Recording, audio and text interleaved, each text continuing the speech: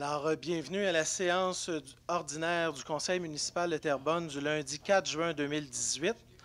Alors, avant de commencer, vous me permettrez de souligner d'abord quelques distinctions que la Ville de Terrebonne a obtenues au cours des dernières semaines.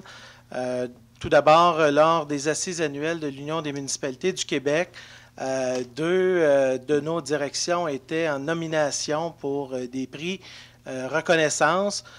Tout d'abord, de la direction de l'urbanisme avec le dépôt du manuel de l'urbanisme pour le secteur Urbanova.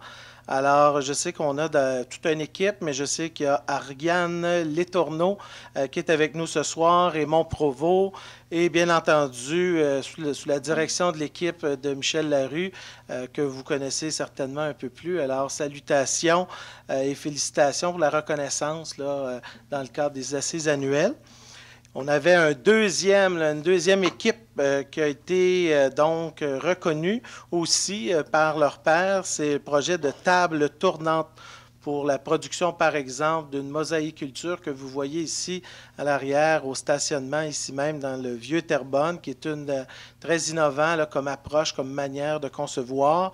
Je sais qu'il y a bien des gens là, de l'équipe de l'entretien qui sont présents ou qui se sont peut-être absentés ce soir.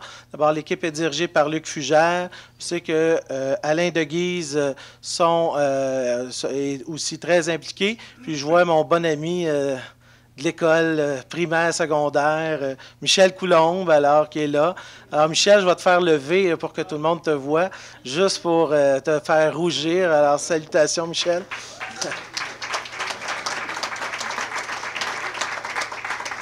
Et puis, il paraîtrait que tu te vantes à tout le monde à la direction, que tu es allé à l'école avec moi. Alors, j'apprécie.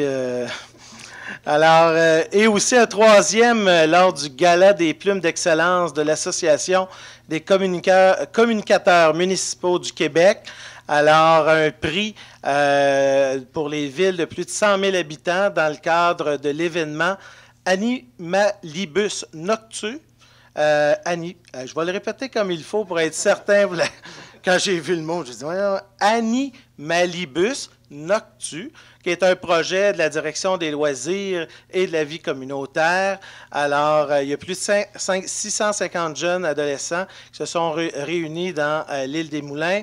Alors, je veux saluer nos employés, puis je n'ai pas les noms, qu'ils soient de la direction des loisirs, de la vie communautaire, culture.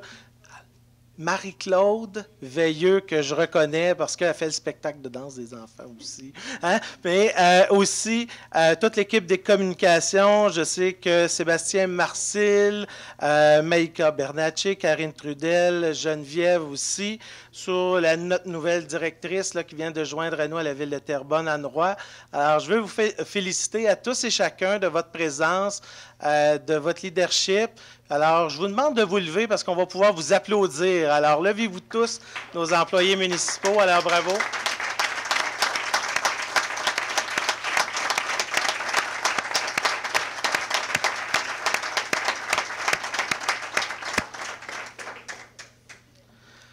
Alors, c'était mon introduction pour ce soir. Merci de votre présence. Alors, c'est donc l'ouverture de la séance du Conseil.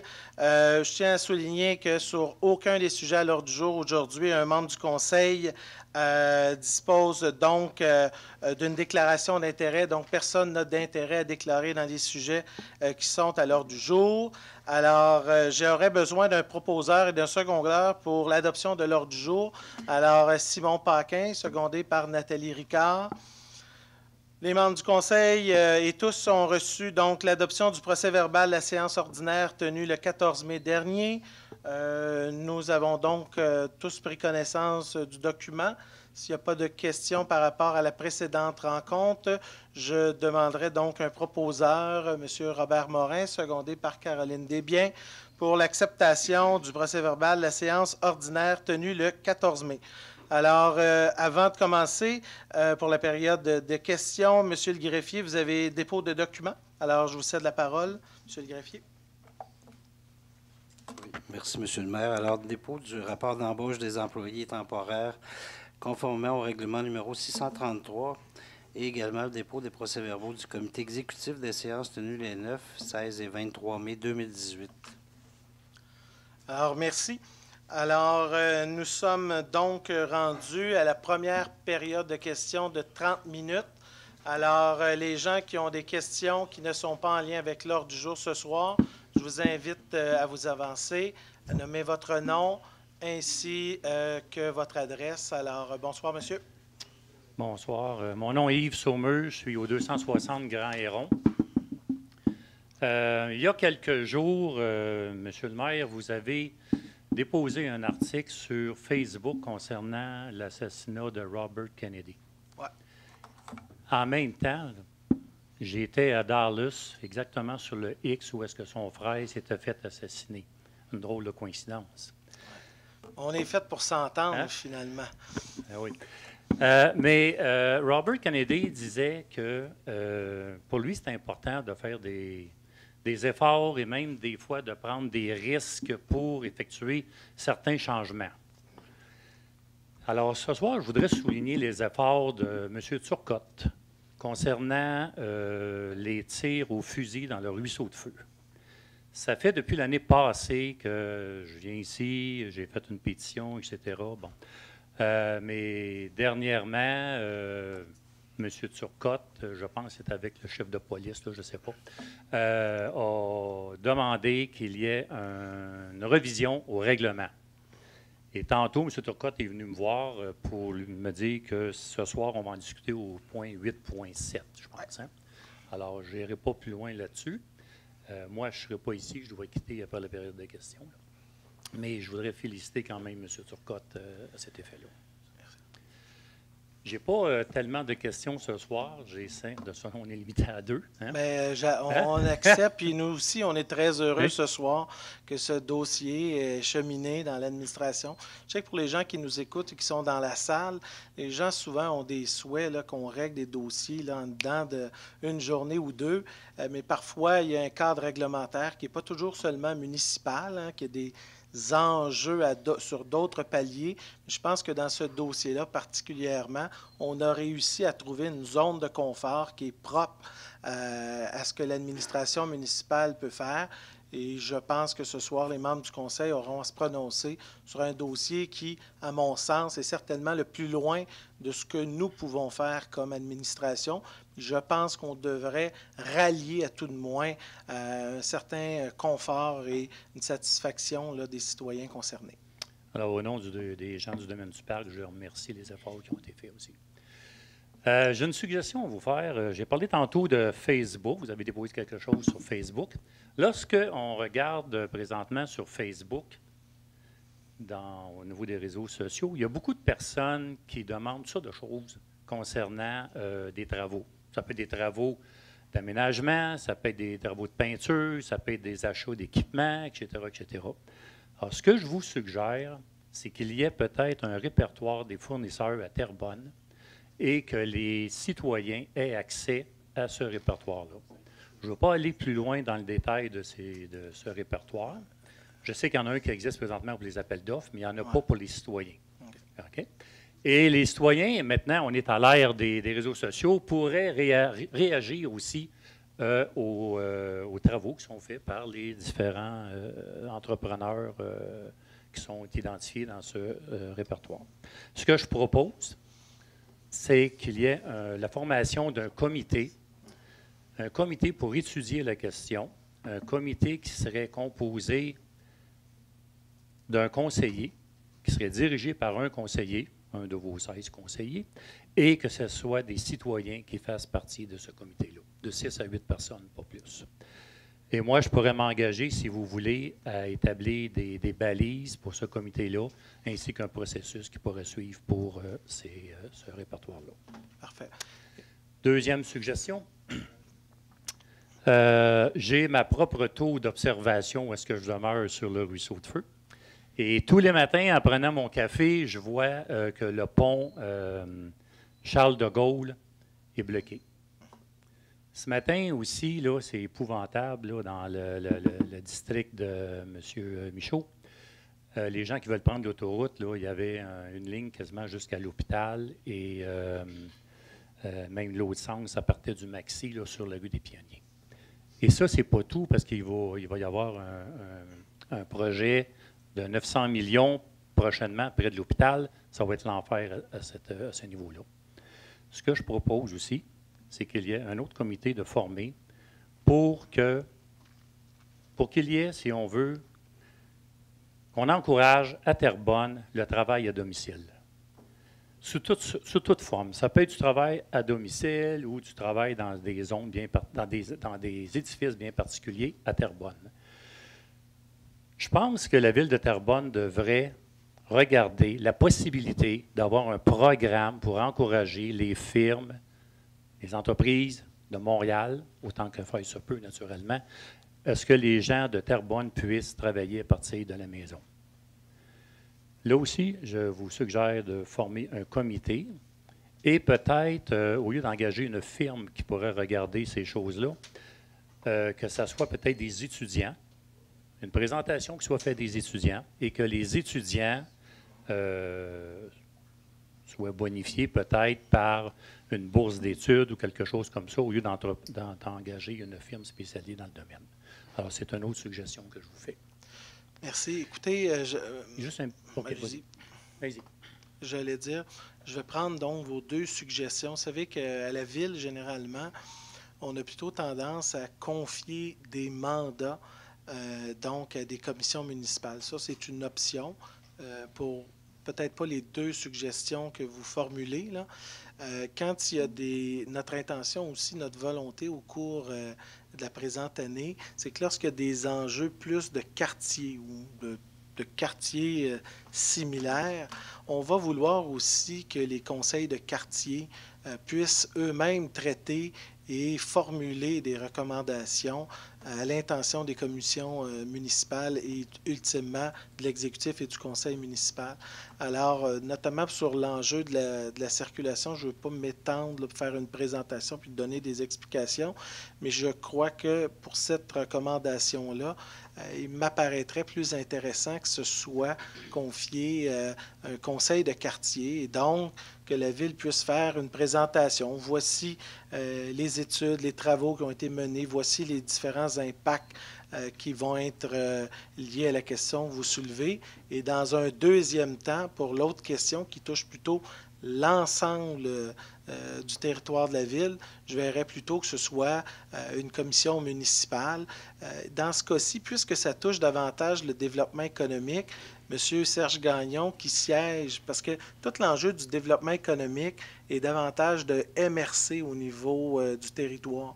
Et donc, et comme vous le savez, le rapatriement du Centre local de développement économique à la MRC, il y a maintenant une instance où il y aura aussi des citoyens, où ils vont discuter des enjeux de développement économique. Puis c'est certain que l'emploi sur le territoire, c'est aussi une manière de diminuer la congestion, mais d'accroître aussi la qualité de vie et de bien de nos travailleurs. Alors, au-delà de créer des emplois sur notre territoire, maintenir nos travailleurs ici même sur notre territoire, ça peut être un enjeu stratégique. Ce que je peux vous dire, c'est qu'au cours de la prochaine année, ce comité-là, avec la MRC et tous les acteurs économiques, on va vouloir se doter d'une vision stratégique pour les 10 prochaines années, parce que je pense qu'on a des enjeux économiques de développement, avec la possibilité d'un nouveau parc industriel dans la partie est de Terrebonne, donc dans le secteur Lachenay.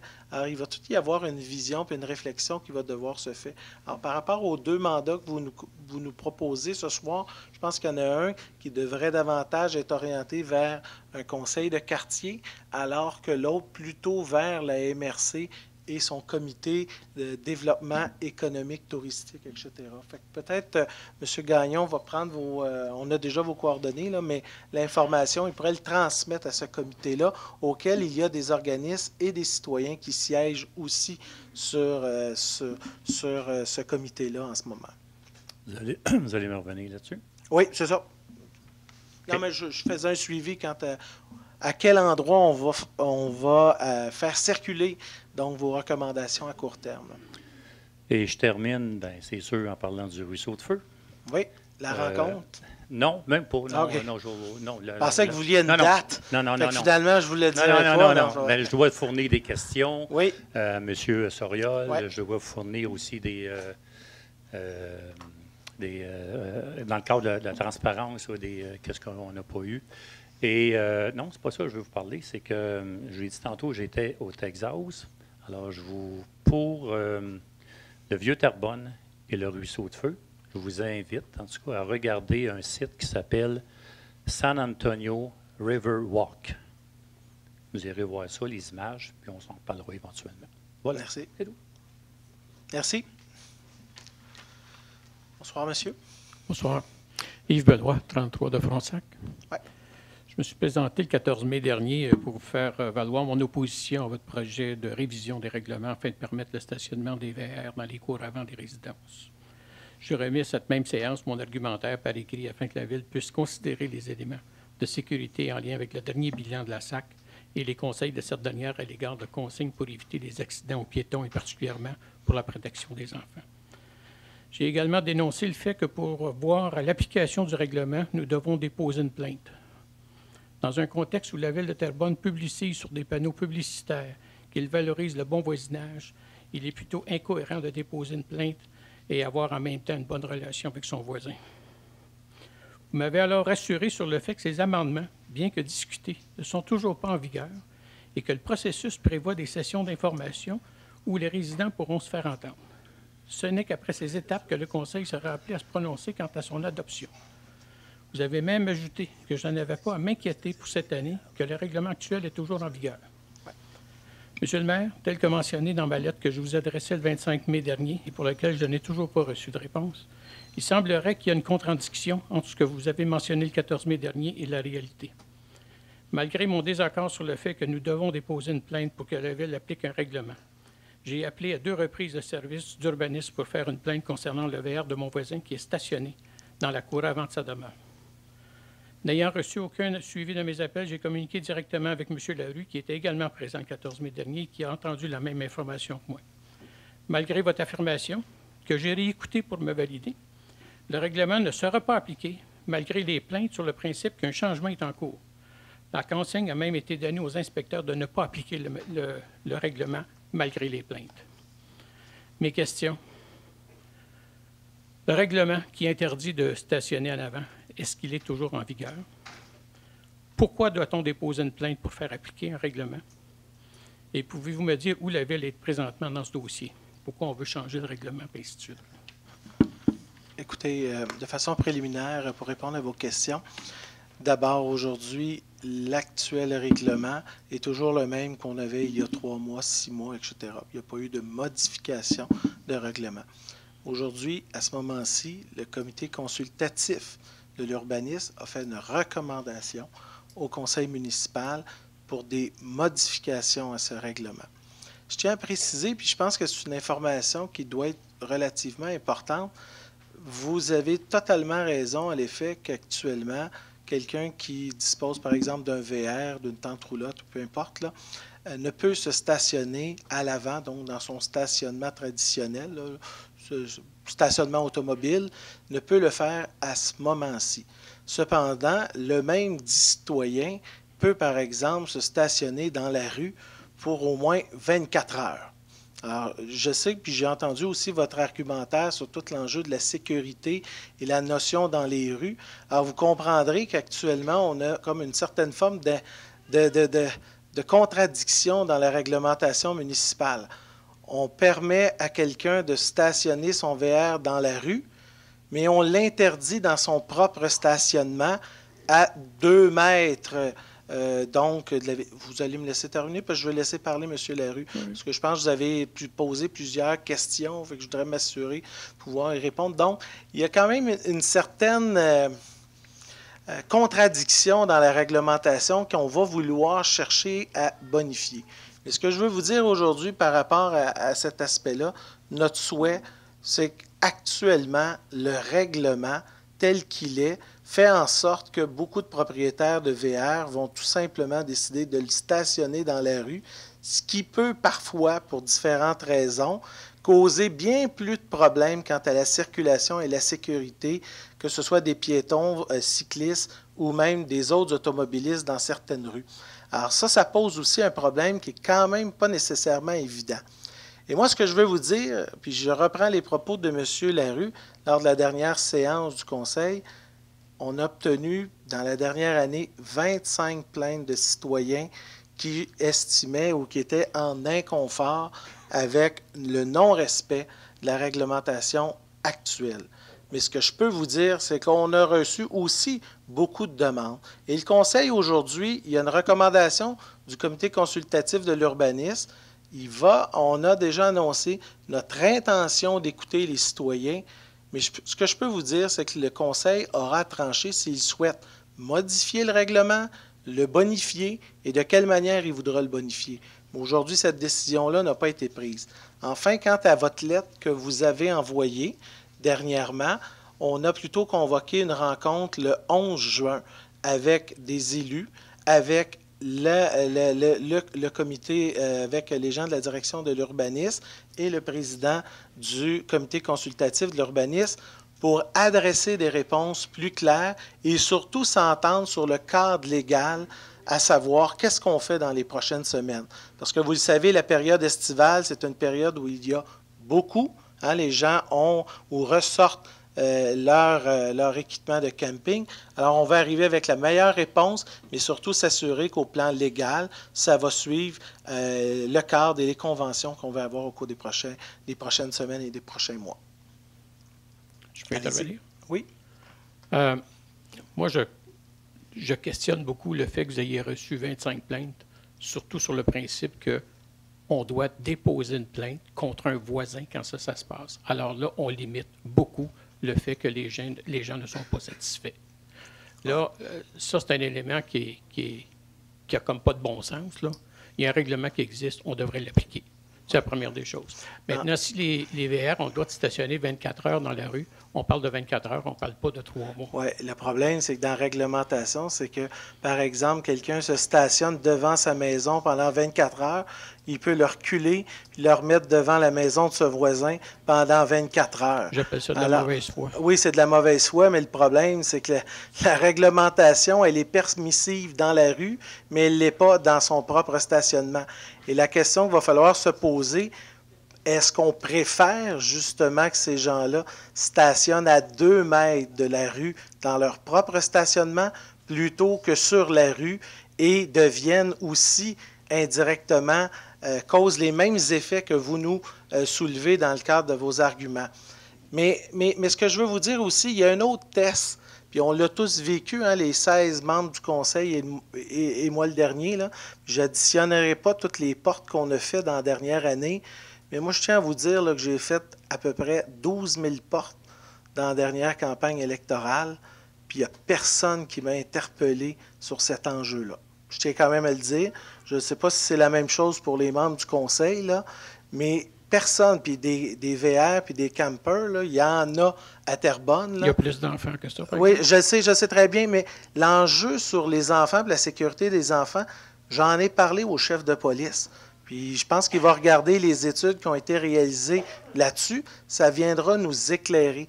Moi, je pense qu'il faut faire une discussion qui va être éclairée sur des faits, mais aujourd'hui, on n'en est pas rendu à modifier le règlement. Puis je tiens à vous dire que peu importe si le règlement est changé ou non, il va y avoir des gens qui vont être satisfaits et d'autres qui vont être insatisfaits. Alors, ce que je comprends, c'est que le règlement est existant et que normalement, si je dépose une plainte, on devrait l'écouter.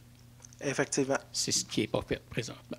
Bien, c'est ce que j'ai très bien entendu et c'est une des raisons pourquoi nous avons, et j'ai convoqué une rencontre avec tous les intervenants au dossier et qui aura lieu le 11 juin prochain. Oui, mais on n'est pas obligé d'attendre ces rencontres-là pour appliquer le règlement si le règlement existe. Je comprends. Là, on n'a pas besoin de ça. Je comprends avec vous, mais votre voisin, si celui-ci prend la décision de stationner son VR devant votre maison... Ça, c'est le problème que vous avez.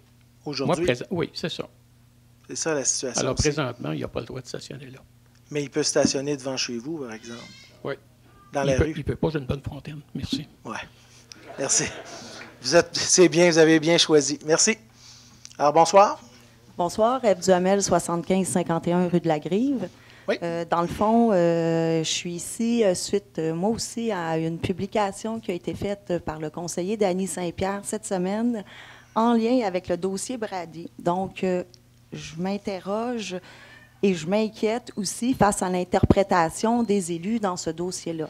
M. Saint-Pierre fait, dans le fond, dans la publication, dit que Golder va remettre un rapport fin juin et que dans ce rapport-là, on aura le résultat des tests de sol. Donc, ma question, est-ce qu'il y a eu modification au mandat donné à Golder qui n'a jamais été question de test de sol ou on est simplement mal informé sur ce que Golder est en train de faire sur le terrain Brady? Absolument pas. D'abord, je réponds non, il n'y a pas eu de changement de mandat. Deuxième chose, la Ville de Terrebonne ne pourrait pas changer un mandat qui fait l'objet d'une entente entre les deux parties, là, et qui a été donc présenté devant la Cour. Alors, on ne pourrait pas arriver et dire, mais Golder, vous changez le mandat, vous allez faire ceci ou cela. Alors, je ne sais pas qui a voulu. Ce qui est important, c'est que dans l'adoption de l'entente, l'offre de service de la firme Golder qui a été entérinée par le conseil municipal au mois de novembre dernier, cette entente-là fait l'objet, c'est très bien décrit dans l'entente, c'est ce qu'on appelle la caractérisation des sols. Et tantôt, M. Saint-Pierre a même fait lecture aux membres du conseil en plénier ce que ça voulait dire, puis ça veut exactement dire la même chose de ce que vous venez de dire. C'est ce qu'on appelle des tests de sol par l'entremise de la caractérisation des sols. C'est deux termes complètement différents, là. On a les tests de sol et on a la caractérisation qui est faite par Géoradar. Donc, c'est complètement deux avenues différentes. Écoutez, je ne veux pas vous contredire, mais on a exactement posé la même question aux différentes personnes et aux experts au dossier. Et ce qu'on nous a répondu, puis là, je ne veux pas qu'on fasse un débat linguistique ce soir, que les gens comprennent ou non, il y a effectivement des tests de sol qui, dans l'offre de service, sont nommés caractérisation des sols et pour lequel on définit un peu plus qu'est-ce qui va être fait. Alors, je ne sais pas, peut-être Monsieur le directeur général pourrait vous faire lecture. Ça permettra aux gens dans la salle et aux gens qui nous invitent. Non, mais je vais lui laisser pour le bénéfice des gens. Peut-être que vous l'avez lu, mais pour les gens qui sont qui nous écoutent, ça va être plus aidant pour eux. Oh, d'accord, M. le maire. Donc, j'ai en main l'offre de service de Golder qui date du 9 novembre 2017. Qui était adressé à Maître Girard et à Maître Talbot, donc les deux avocats au dossier. Dans l'offre de service, on a deux volets. On a le volet 1 qui concerne les débris d'automobiles enfouis. Donc, je vais y aller rapidement, mais dans ce volet-là, il était question de délimiter les zones contenant des débris d'automobiles enfouis, de faire une inspection visuelle, d'utiliser la méthode géophysique Géoradar, de faire des relevés géophysiques électromagnétiques, EM61. Demandez-moi pas c'est quoi, mais c'est EM61. Faire la caractérisation des sols et de l'eau souterraine. Donc, c'est une autre chose que le géoradar, qui se divisait en 3 points. Donc, premièrement, la caractérisation des sols, des essais de lixiviation sur les débris retirés des sols et la caractérisation de l'eau souterraine. Donc ça, c'est dans le volet 1, débris d'auto enfouis. Et dans le volet 2, stabilité des fondations des résidences concernées. Donc, de faire une investigation géophysique, de faire une inspection visuelle des fondations aux propriétés ciblées et finalement de faire des sondages de reconnaissance aux propriétés à risque. Alors, il y a effectivement dans le mandat prévu des caractérisations de sol qui sont des tests de sol. Donc, on fait donc une caractérisation des sols, des essais de lixiviation et la caractérisation de l'eau souterraine. Et pour avoir assisté à la rencontre du 23 décembre, c'était clair avec M. Denis Millette qu'il y avait effectivement des essais qui seraient faits sur les sols de manière à déterminer s'il y avait, par exemple, des hydrocarbures dans les sols ou autre chose. Donc, il y a vraiment des tests. Et l'offre de service qu'on a adoptée le 9 novembre n'a jamais été modifiée encore. Donc, c'est toujours le même mandat. Donc, de quelle façon on peut trouver des hydrocarbures si on ne fait pas de test de sol? Par géoradar, on ne peut pas trouver des hydrocarbures. Non, mais je viens d'expliquer qu'on en fait. Bien, c'est pas des tests de sol, c'est une carotte qui vont échantillonner, puis on va savoir le résultat des tests de sol. On ne tombera pas. En ce moment, là, le défi de Golder, en ce moment, sur le terrain, là, c'est d'aller faire les tranchées. Ce n'est pas des carottes qu'ils font, c'est des tranchées. Donc, ils vont... Et le problème, c'est qu'il y a une problématique pour se faire autoriser l'accès à certains terrains. Alors, il y a des terrains qui ont été ciblés pour faire des tests. Et là, on va devoir peut-être poser ou prendre des actions pour être capable d'accéder au terrain parce qu'il faut avoir accès à l'information que les terrains contiennent pour faire un rapport qui est en tout cas pertinent. Donc, ça, c'est la problématique, mais écoutez, moi là-dedans, Mme Duhamel, j'ai envie de vous dire, il faut laisser travailler les experts. Là. Ce sont eux les experts au dossier. Oui, mais c'est ça qui m'inquiète, moi, c'est que les experts, on les laisse travailler les yeux fermés, mais est-ce qu'on est informé exactement? Pourquoi on n'en a jamais fait de test de sol qui nous aurait vraiment défini ce qu'il y a dans les sols? Et là, on s'en va avec une caractérisation des eaux. Moi, je me demande si telle adresse ou telle adresse, comment ils vont savoir si leur terrain est contaminé. On revient avec les problématiques de la SCHL, de la vente des maisons. Donc, comment chaque résident va être en mesure de dire, bien, moi, mon terrain n'est pas contaminé parce qu'on a fait des tests de sol au parc. Écoutez, c'est là que je m'interroge. Écoutez, bien, je comprends que vous vous interrogez, mais aujourd'hui, ce serait un peu difficile d'émettre des hypothèses sur un rapport qui n'a même pas été déposé. Attendons le rapport lorsqu'il sera déposé. Mais moi, je me fie beaucoup aux experts parce que, honnêtement, on ne les laisse pas travailler les yeux fermés. Ces gens-là, ils sont reconnus. Ces gens-là ont aussi une expertise, ils ont une formation. Je ne sais pas dans le cas de M. Millette, mais ils ont aussi des gens qui les surveillent, ce que j'appelle au niveau professionnel.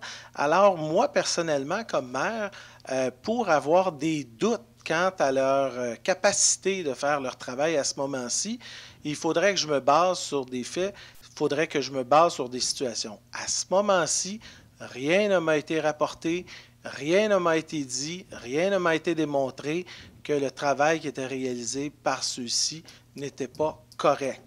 Si j'ai des experts qui souhaitent s'exprimer et qui sont reconnus, là, je ne parle pas d'un expert qui n'est pas reconnu par personne, là, je parle d'un expert. Mais là, aujourd'hui, là, je vais être franc, moi, j'ai le goût d'attendre de voir le rapport qui va nous être déposé. Là. Puis je pense qu'il s'en vient très bientôt. Puis je trouve que c'est spéculer vite là, de dire que le travail ne sera pas fait ou il n'a pas été fait. Honnêtement, c'est basé sur des perceptions. Puis aujourd'hui, là, comme maire, là, agir différemment, là, ça serait très difficile. Il faut se baser sur des faits, puis il faut être rationnel dans ce dossier-là. Et c'est le message que j'envoie aux membres du Conseil. C'est le message aussi que je dis aux citoyens. Si on veut régler la situation, si on veut comprendre les particularités de ce dossier-là, sur ces terrains-là, il faut se baser sur des travaux réels et c'est ce qu'on va attendre. Pour le reste, je pense que c'est beaucoup de la spéculation, tout le reste. Là. Alors, attendons. Puis je tiens à vous dire qu'on a rencontré le comité qui représente les citoyens dans le cadre de cette cause-là mardi dernier. Une très bonne rencontre avec les 3 membres du Conseil, échange très positif, ils sont très rassurés de leur travail, ils ont un dialogue positif avec les gens de l'administration municipale. Puis je trouve que dans ce dossier-là, c'est intéressant d'avoir un dialogue, que les gens d'un même quartier aient le goût de travailler positivement. On ne travaille pas contre les citoyens, on travaille avec les citoyens. C'est le message qu'on a entendu du comité qui représente ces citoyens-là. Je pense que c'est intéressant de le dire ce soir. Ces gens-là, ils représentent une grande majorité de ces citoyens-là. Bien, on n'exclura pas non plus ceux qui ne font pas partie du regroupement, là, on s'entend. Écoutez, donc, bref, moi, je ne négocierai pas avec 12 groupes différents. Il y a une cause, il y a un avocat, il y a quelqu'un qui est normé par le barreau, qui représente les citoyens. Nous aussi, on fait un travail commun, on communique ensemble, tout le monde est positif. Là, honnêtement... Mais j'imagine qu'il y a quand même un représentant de la Ville face au mandat, les liens qui se font entre Golder et la Ville. Toujours. Donc, moi, j'aimerais ça qu'on me réponde à savoir pourquoi on a exclu les tests, les vrais tests de sol dans ce dossier-là. J'aimerais ça avoir une réponse. Bien, écoutez, là, vous émettez un point de vue qui est contesté par M. le directeur général. Alors, il dit ils ne sont pas exclus. Donc... Là, je ne vais Bien, pas faire un débat on ce s'est soir. quand même dit qu'il n'y aura pas de test de sol par une carotte pour savoir les contaminants Mais dans le mais- sol. il ne sait pas ce qu'il dit ce soir. Madame Ben, c'est parce que Duhamel. c'est ça dans le rapport Golder. Pas dans le rapport, mais dans, Vous dans avez le... reçu le rapport Golder? Moi, je j'ai l'ai pas, vu. non, j'ai pas le rapport, j'ai le Ah, ok. mandat de Golder. Dans le mandat, il n'y a aucunement des tests de sol. Donc, moi, je voudrais juste Dites-moi- comprendre pourquoi il y en a Alors, pas. Madame Duhamel, dites-moi en quoi une carotte va faire plus qu'une tranchée. Ben, parce qu'une carotte, on peut en faire à tous les résidents. Et une tranchée, je pense pas que... Moi, je peux aller visiter les lieux. On parle de 50 mètres une tranchée. C'est impossible de faire ça sur chaque terrain. On s'entend? Ça, c'est vrai. Voilà. Mais d'autant plus si on n'a pas accès à certains terrains. Il y a des gens qui refusent l'accès. Ah ouais, hein? Mais ils refuseraient l'accès pour une carotte aussi, là. Mais alors dans ce cas-là, moi, je peux vous dire, encore une fois, pour avoir assisté à la rencontre du 23 décembre, ce que Golder a dit, c'est qu'il prendrait les moyens pour avoir toute l'information requise. Si après les tranchées, c'est pas concluant, ils vont prendre d'autres essais pour faire en sorte qu'ils aient les résultats. Alors, et il n'y avait pas, et je me souviens que M. Millette avait mentionné qu'il n'était pas évacué de faire aussi des sondages ponctuels. Ça peut être dans le domaine public, ça peut être sur les terrains privés, mais pour aller vérifier certains paramètres au niveau du sol puis au niveau de la qualité de l'eau. Alors ça aussi, c'est pas exclu. Mais pour le moment, eux, ils vont par étapes. Hein? Donc, la première étape, c'est Géoradar. Il y avait l'inspection visuelle, Géoradar. Là, ils sont dans les tranchées. Ils vont aller plus loin. Puis là, ils vont voir si, effectivement, ce qu'ils retrouvent là, ça justifie d'aller plus loin dans les tests, auquel cas, on va en être informé. Nous, là, le mandat qu'on leur a donné, la Ville, là, c'est clair, on veut avoir l'heure juste à la fin. On veut savoir ce qui se passe dans ce secteur-là et pour prendre des bonnes décisions par la suite, comme disait M. le maire, en s'appuyant sur des faits. Alors, c'est ça qu'on a demandé. Le mandat n'est pas plus compliqué que ça, là. Alors, que ce soit des carottes, des tranchées, là, à la fin, là, il faut savoir ce qui se passe là. Mais je veux juste terminer comme ceci. Pour avoir fait une demande de soumission, que chaque résident, on parle des 88 ou 89 résidents, ait un échantillonnage à l'avant et à l'arrière de leur résidence, on avait une soumission de 108 $. Donc, vous comprendrez que moi, en tant que citoyenne, ça m'offusque qu'on soit rendu déjà juste à la phase 2 de Golder, à pas loin du 600 000, quand on aurait pu avoir les mêmes résultats pour 108 000. Mais, Vous comprendrez que moi, ça m'offusque. Madame Duhamel, comment se fait-il que la partie qui représente les citoyens de ce quartier-là, donc il y avait 2 avocats donc, qui étaient dans le dossier, si la partie des citoyens, dont l'avocate, estimait qu'elle avait une meilleure proposition, comment se fait-il qu'elle ne l'a jamais présentée devant la Cour? Parce que moi, je ne suis pas un expert. Je vous écoute, puis vous et moi, là, il y a une Non, chose... elle ne l'a jamais proposé, Laissez-moi l'avocate. terminer, Mme Duhamel. Oui, mais je vous réponds. Madame Duhamel, laissez-moi dire, ce que je veux vous dire, là, c'est que vous et moi, là, ce que je suis certain ce soir, c'est que vous et moi, on n'est pas des experts. Ça, je suis bien certain de ça. Oui. Mais ce que je sais, c'est qu'il y a eu, par exemple, des discussions sur les types, la façon dont les choses ont été faites. Et là, il y a eu une entente, puis il y a un mandat qui a été donné.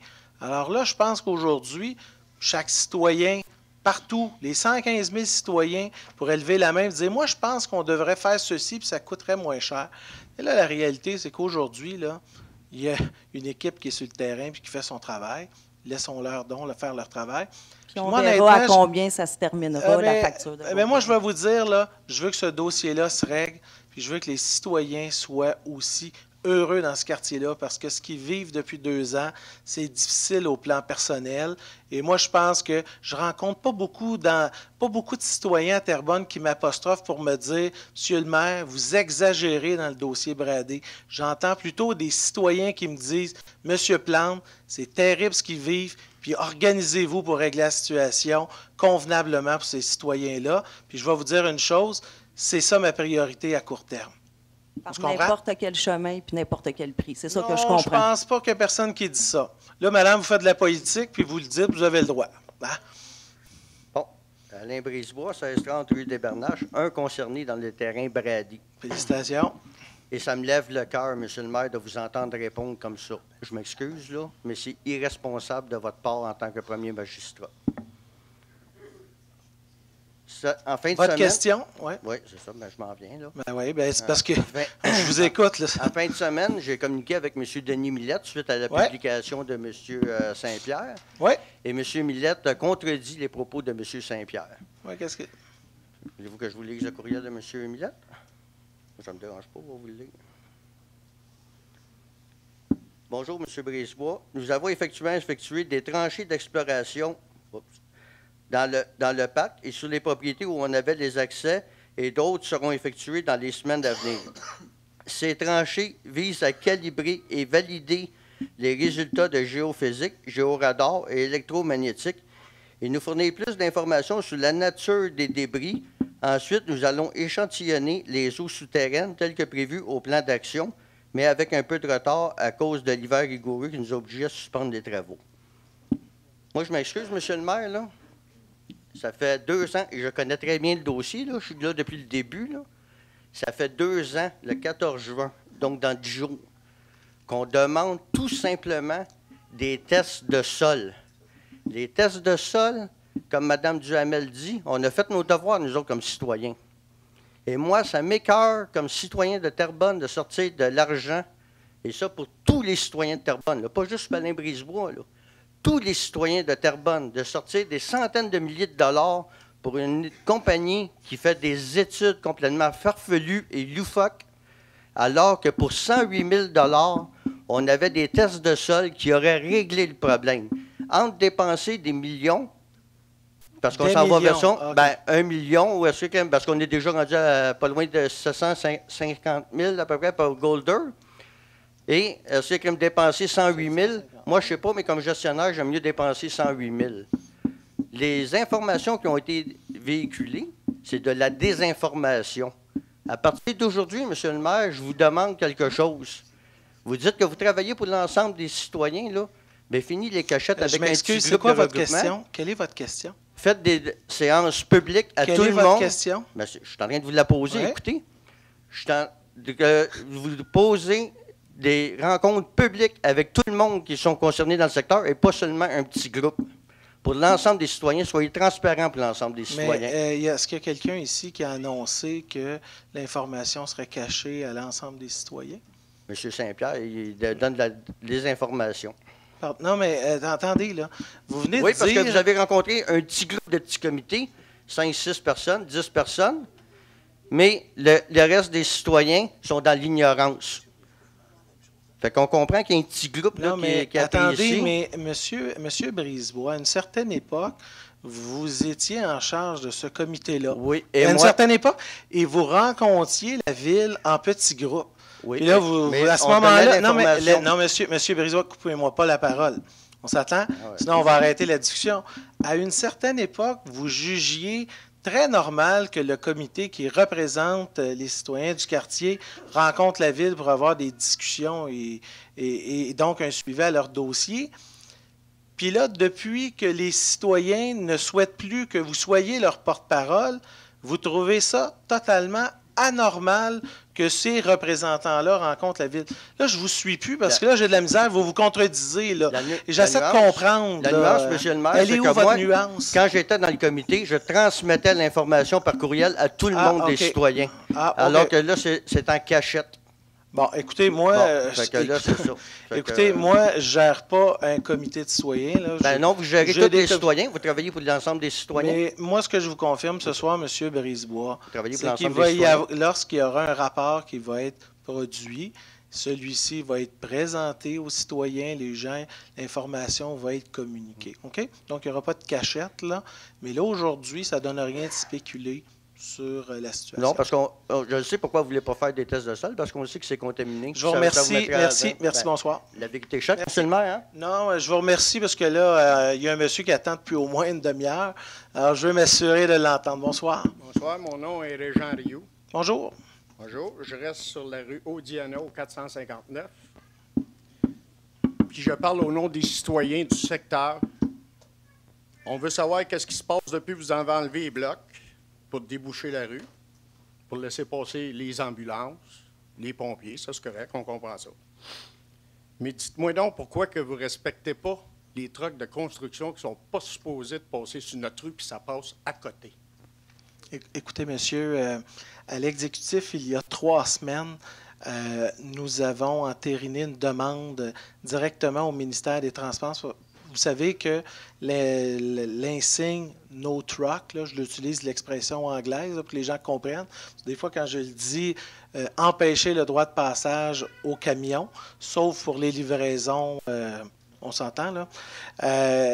cette demande-là, malheureusement, dans la loi, on n'a pas la permission de nous-mêmes, comme administration municipale, de décréter que sur une rue, on n'a pas le droit de passer. Même si je mettais demain matin une affiche, ce que vous pourriez me demander d'une certaine manière, si ce n'est pas respecté, nos policiers, lorsqu'ils vont les arrêter, ils n'ont pas le pouvoir d'émettre un constat d'infraction. À partir de ce moment-là, on a transmis une demande officielle et très claire au ministère des Transports. Ça fait déjà quelques semaines déjà. Et on souhaite et on pense, on a bon espoir d'obtenir une réponse favorable. À partir du moment où là, on va avoir juridiction et on va pouvoir l'interdire, dès lors, nous pourrons effectivement mettre d'abord une surveillance policière, émettre des contraventions, puis s'assurer du respect sur ces rues-là. Ce qui est aujourd'hui, même si on mettait les affiches en tant que telles, dans les faits, un camion pourrait passer et on ne pourrait pas lui émettre de constat d'infraction. Et nous autres, on a une entente avec l'ancienne direction. C'est supposé être respecté. Il n'est pas supposé de passer aucun camion de construction, puis ça passe pas à moitié. Monsieur, là-dessus, je me souviens d'avoir vu la communication. J'ai fait, d'abord, je me souviens que la communication a été envoyée dans l'année précédant l'élection municipale de 2013. C'est important, et je suis retourné auprès de l'équipe municipale leur demander est-ce qu'il y a eu une résolution qui a été entérinée par les membres du conseil. Vous savez, un membre du conseil, un conseiller municipal qui signe une lettre avec l'endos de la ville de Terrebonne et qui vous dit, demain matin, on va faire ceci ou cela, vous savez qu'au plan légal, ça n'a aucune valeur. Vous savez que les membres du conseil s'expriment par voie de résolution lors d'un conseil municipal. Et ça me permet de le rappeler pour les 16 collègues, parce que si jamais il y en avait un qui avait l'idée de décréter quelque chose dans son quartier, malheureusement, il ne pourrait pas le faire. Et quand je suis retourné à la fameuse lettre, d'abord, je tiens à vous dire qu'en aucun moment, les membres du conseil municipal n'ont entériné les informations qui étaient contenues. En aucun moment, ça a été étudié par le comité consultatif de l'urbanisme. En aucun moment, il y a eu une autorisation, une signature par le comité exécutif et personne à la direction de l'urbanisme n'a obtenu un mandat d'envoyer ce type d'informations-là. Ouais. Alors, moi, ce que je veux vous dire aujourd'hui, moi, je respecte les résolutions qui ont été adoptées avant que j'arrive comme maire, même quand ça ne fait pas mon affaire. Ouais, il y a un dossier récemment, j'aurais aimé ça retourner en arrière, mais je n'ai pas eu cette chance-là. Mais ce que je veux vous dire par rapport à votre dossier, ça n'a jamais été entériné par le conseil municipal, mais on ne refera pas le passé, mais on va regarder vers l'avenir. Moi, ce que je peux vous dire comme nouveau maire, sur votre rue, on a fait la demande, on va obtenir, j'espère, dans les plus brefs délais du ministère des Transports, l'autorisation. Le no-truck va être installé sur votre rue. Dans ce cas-là, expliquez-moi pourquoi que les blocs ont été enlevés au mois de novembre, puis vous avez eu le papier au mois de novembre, puis vous avez envoyé ça il y a 3 semaines. Première des choses, rappelez-vous qu'au mois de novembre, pour l'enlèvement des blocs, il faut se rappeler que la rue avait été nivelée. Parce qu'à un moment donné, ça s'obstinait, la rue, est-tu terminée ou n'est pas terminée? Là? Puis vous savez qu'on a été pris de court un peu parce que l'hiver est arrivé, elle a duré tardivement, mais est arrivé très rapidement en novembre. La rue a été terminée. Dès lors que la rue a été terminée, il y avait tout un enjeu, vous en avez fait référence tantôt, de sécurité et d'accessibilité, parce que je tiens à dire que les enfants et les citoyens de votre côté sont aussi, leur sécurité est tout aussi importante que celle des citoyens qui sont de l'autre côté des blocs. Hein? Donc, il y a vraiment un enjeu autour de ça. Et sincèrement, ça devenait, honnêtement, impossible d'excuser une situation, de maintenir des blocs, alors qu'en bout de ligne, il y avait aussi la sécurité de personnes qui étaient en jeu. Vous pourriez mettre une hauteur libre pour passer, puis il ne passerait pas. C'est tout aussi simple que ça. On y a pensé, mais il y avait l'enjeu du déneigement. Non, au déneigement, les camions, vous avez juste à l'enlever. Il y a juste la question des camions de pompiers aussi là, qui s'ajoutait à ça. Mais ce que je vous dis, on est pas mal plus proche de la résolution de problèmes que l'inverse. Puis je comprends que par le passé, puis vous avez raison, vous êtes choqué de décisions qui ont été prises par le passé, par le Conseil, notamment de développer à l'arrière de votre secteur. Vous êtes dérangé aussi, même le non-respect de la coupe de certaines tranchées d'arbres dans ce secteur-là qui n'ont pas été respectées et auxquelles la précédente administration n'a pas nécessairement fait ses représentations auprès de l'entrepreneur. Je vous comprends ce soir, mais malheureusement, je ne suis pas Michael J. Fox et je ne peux pas retourner dans le passé. Je ne peux pas aller corriger des situations qui ont été faites. Il y a sûrement moyen de parler aux promoteurs. Je pense que c'est une avenue qu'on pourrait faire, Parce mais... qu'on sait très bien que ce promoteur-là, il vient de la plaine où ce que c'est que les chars sont enfouis et toutes ces affaires-là. Oui, ça, vous ne me le faites pas dire. Monsieur, faites attention, la caméra est là, puis je ne voudrais pas que vous ayez des problèmes. OK. Merci. OK. Secondo, j'ai parlé à Caroline Desbiens quand elle a levé les blocs. Elle m'a dit qu'elle mettrait des pancartes no truck, 2 pancartes de 30 km/h. Ben là, le stop il a été réinstallé après avoir été décroché, là. Ça, on en parle-tu du stop? Il n'est pas réinstallé à l'heure qu'on se parle? Vous parlez de la sécurité, là, hein? Non, non. On parle de la sécurité, Non, là? non. C'est les citoyens qui ont planté le poteau. Puis Simon Beaulieu vous a envoyé ça.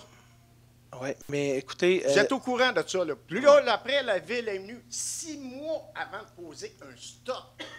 Les enfants jouent dans la rue, les gros camions passent. Écoutez, monsieur, je veux juste, pour leur expliquer... Vous allez me dire que c'est sécuritaire, ça? Non, mais un instant, écoutez, installer dans le sol un arrêt-stop en plein mois de janvier, là, honnêtement, c'est pas possible. Ben voyons donc, il drille avec des trous, c'est pas gelé. OK, à ce moment-là, je vous amène, première des choses, sur un coin de rue, là, il doit y avoir absolument, puis là, je veux m'assurer, comment on appelle ça, les info-excavations. Vous savez, chaque fois qu'on creuse dans ces sections-là, on doit toujours faire venir un entrepreneur qui est ce qu'on appelle info-excavation. Et l'info-excavation, là, elle ne vise pas à savoir où c'est qu'on peut remettre le stop. Elle vise surtout à s'assurer qu'est-ce qu'il y a en dessous du sol. C'est posé au mois d'avril. Non, mais un instant. Oui. Tant et aussi longtemps qu'info-excavation n'était pas passé, on ne pouvait pas réinstaller ce qu'on appelle le poteau permanent. Il y en avait un c'est pas eux autres qui était qui ont passé, là, c'est nous autres qui avons passé. Oui, mais là, ils sont passés. OK. Monsieur, là, aujourd'hui, il est installé. Oui, il est installé, mais si on parle de sécurité, c'était pas trop sécuritaire. Les enfants jouaient dans la rue, c'est pas de stop, voyons donc. Très bien. Écoutez, depuis, vous avez débloqué ça, là, monsieur le maire. Là. Depuis, vous avez débloqué le coin de la rue. Je m'excuse. Juste parce que je prends toutes vos questions, puis c'est correct. Mais là, vous avez dépassé le nombre de questions que vous avez habituellement. Ben, c'est parce que j'en ai trop. Il va falloir c'est ça. Que vous les écoutez. Vous reviendrez à la fin de la séance parce que dans les faits, il y a 2 périodes de questions. Fait que je veux juste... est-ce que vous avez une dernière question? Dernière question.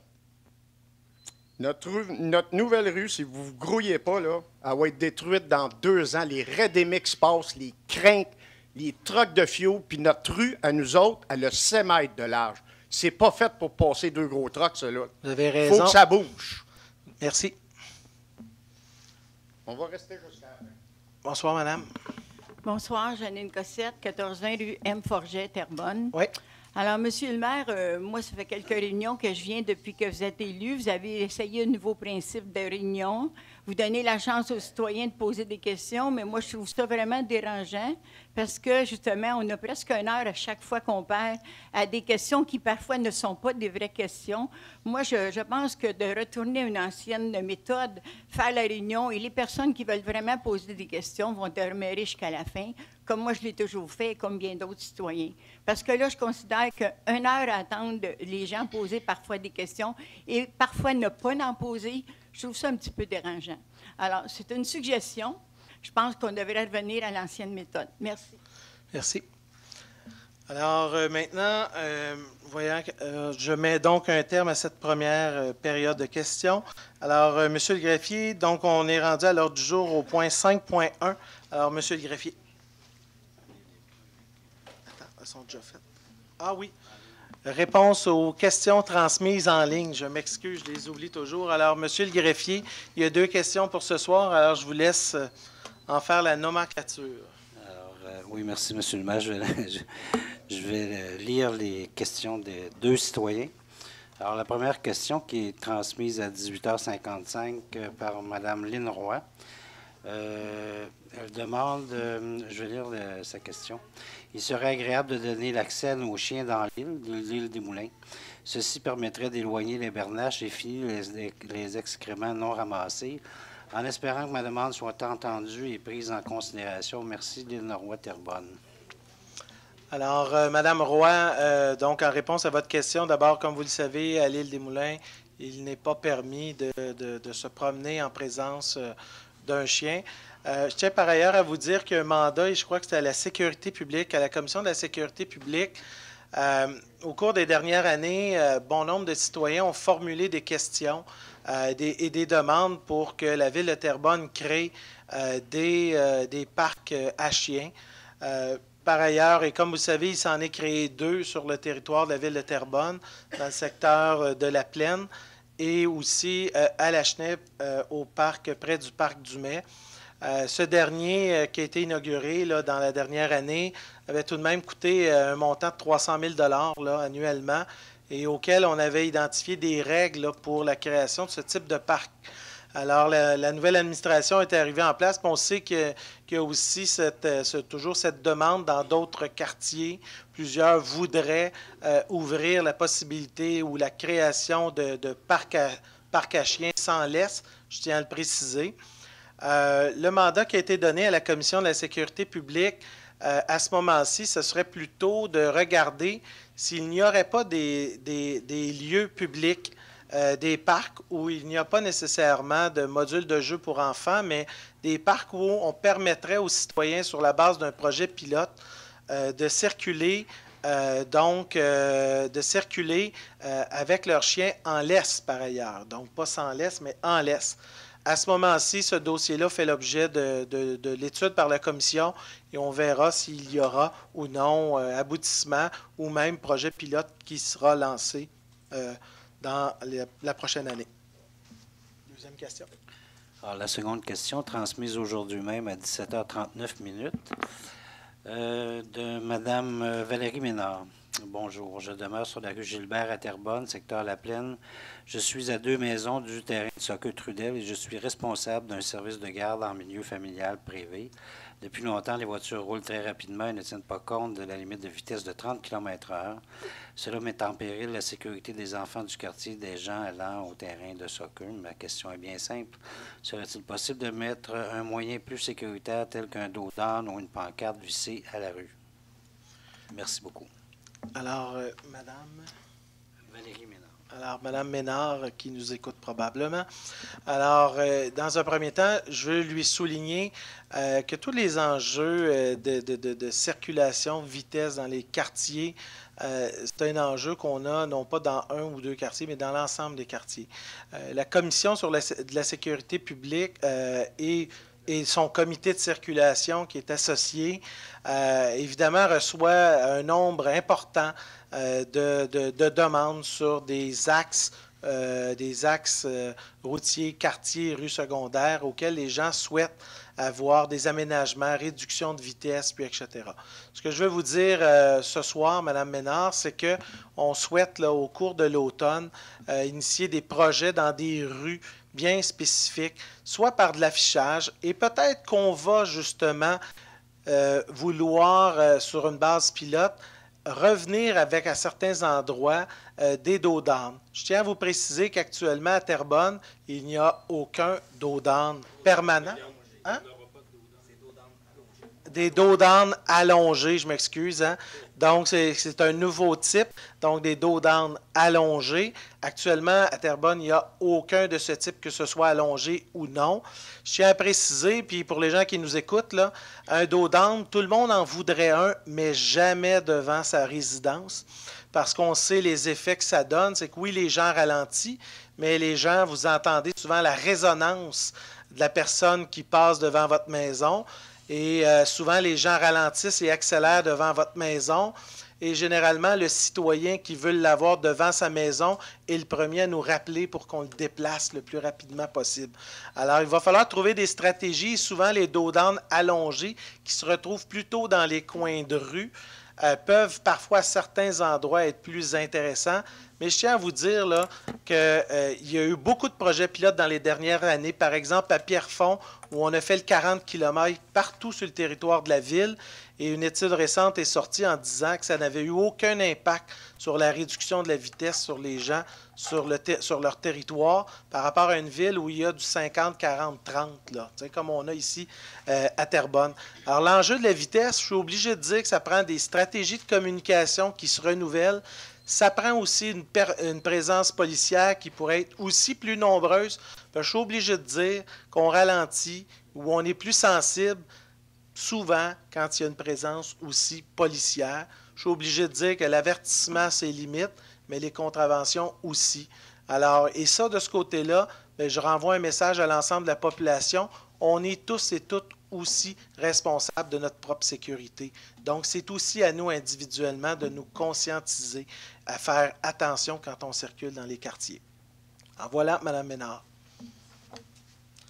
Alors, point 5.1. Alors, on est rendu. Alors, M. le greffier. Oui, merci, M. le maire. Alors que le règlement modifiant l'article 5.4 du règlement numéro 251 afin d'augmenter le montant de l'amende prévue au règlement concernant le stationnement public sur la rue Saint-Joseph soit adopté sous le numéro 252-1 et le projet de règlement a déjà été présenté et copie a été remise aux membres du conseil présent lors de la séance du 14 mai 2018. Alors, c'est proposé par M. Danny Saint-Pierre, secondé par M. Serge Leclerc. Non, Serge. Non, Danny et Serge. Mais non, mais dans ma tête, c'était réel. C'est pour ça que... Alors, Danny Saint-Pierre et Serge Gagnon.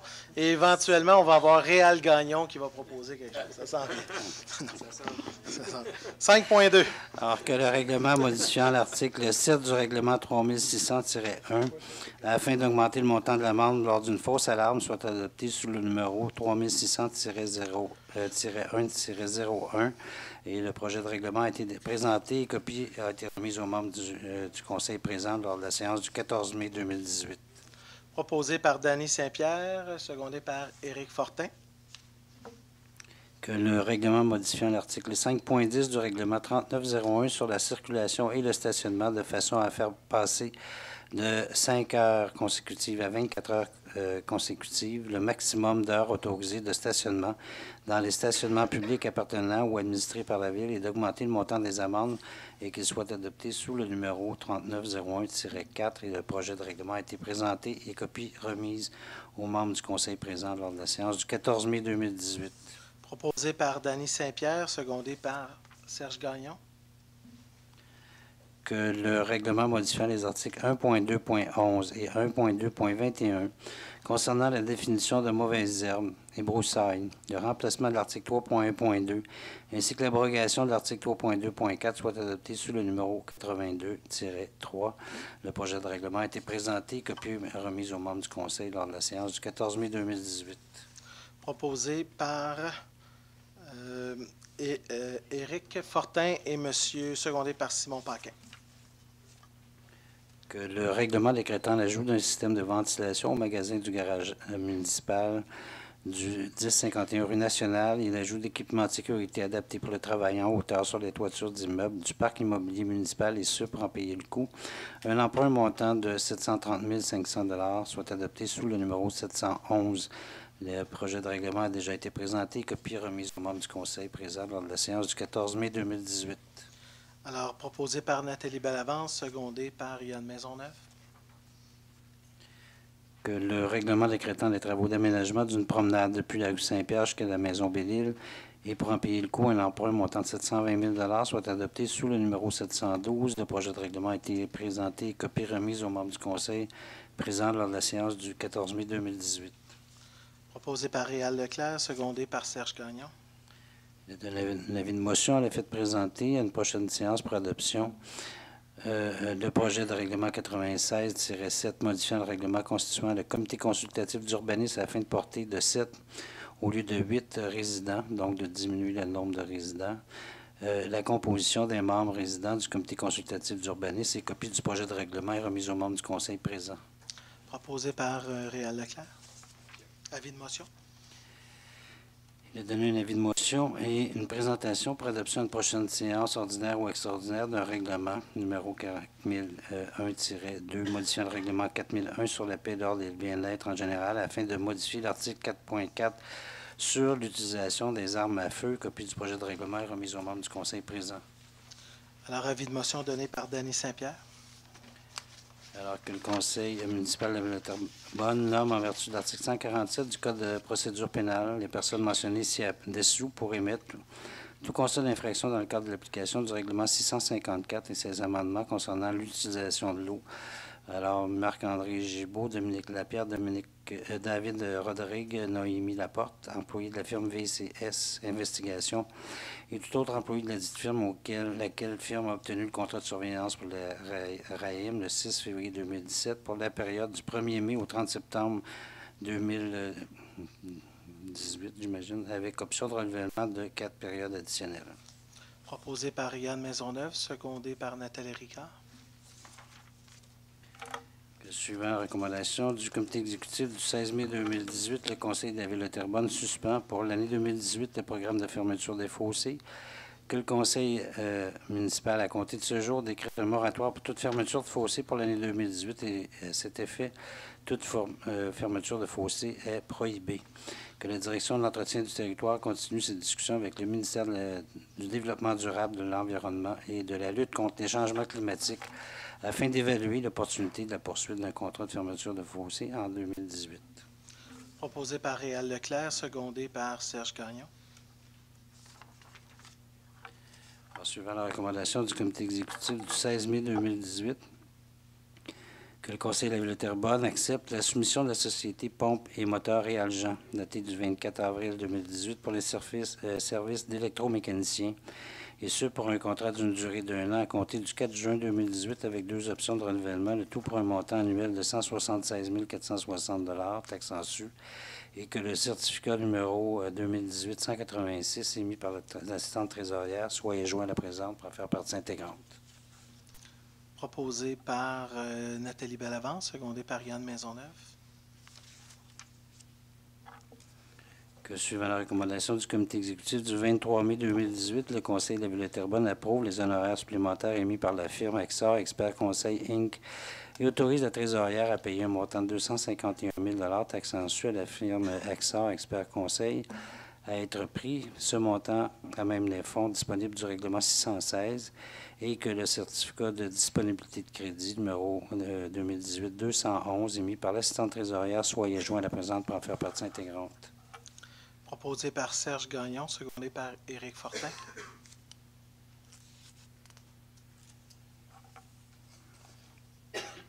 Alors que le conseil de la ville de Terrebonne nomme le chef du service parc et espace vert de la ville de Terrebonne pour émettre tout constat d'infraction dans le cadre de l'application du règlement 639 relatif à la propagation de la grille du Frêne.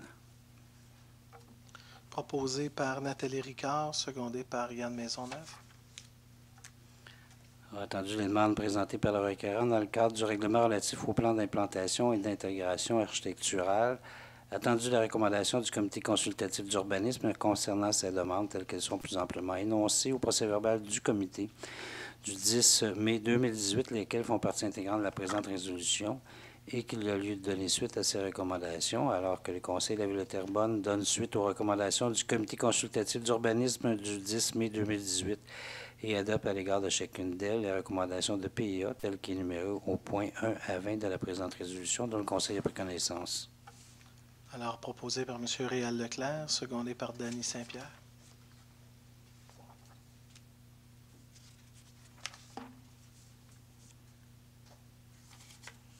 Le point 8.2, qui le conseil de la ville de Terrebonne adopte le second projet du règlement 1001-282, modifiant le règlement du zonage 1001 afin d'autoriser les usages religieux dans la zone 9563-21 de la rue de Grande Allée. Alors, proposé par M. Robert Brisebois, secondé par M. Réal Leclerc. Que le Conseil de la Ville de Terrebonne adopte le second projet de règlement 1001-283, modifiant le règlement du zonage 1001 afin d'agrandir la zone 95-64-50, à même la zone 95-63-57 et autoriser ainsi certains usages industriels sur la rue à Lévis. Proposé par M. Réal Leclerc, secondé par Brigitte Villeneuve. Que le Conseil de la Ville de Terrebonne adopte le second projet de règlement 1001-284, modifiant le règlement du zonage 1001 afin d'autoriser l'usage bachelor. Il s'agit de logements hors sous-sol d'une habitation unifamiliale dans certaines zones situées dans l'affectation périurbaine champêtre. Proposé par M. Réal Leclerc, secondé par Dany Saint-Pierre.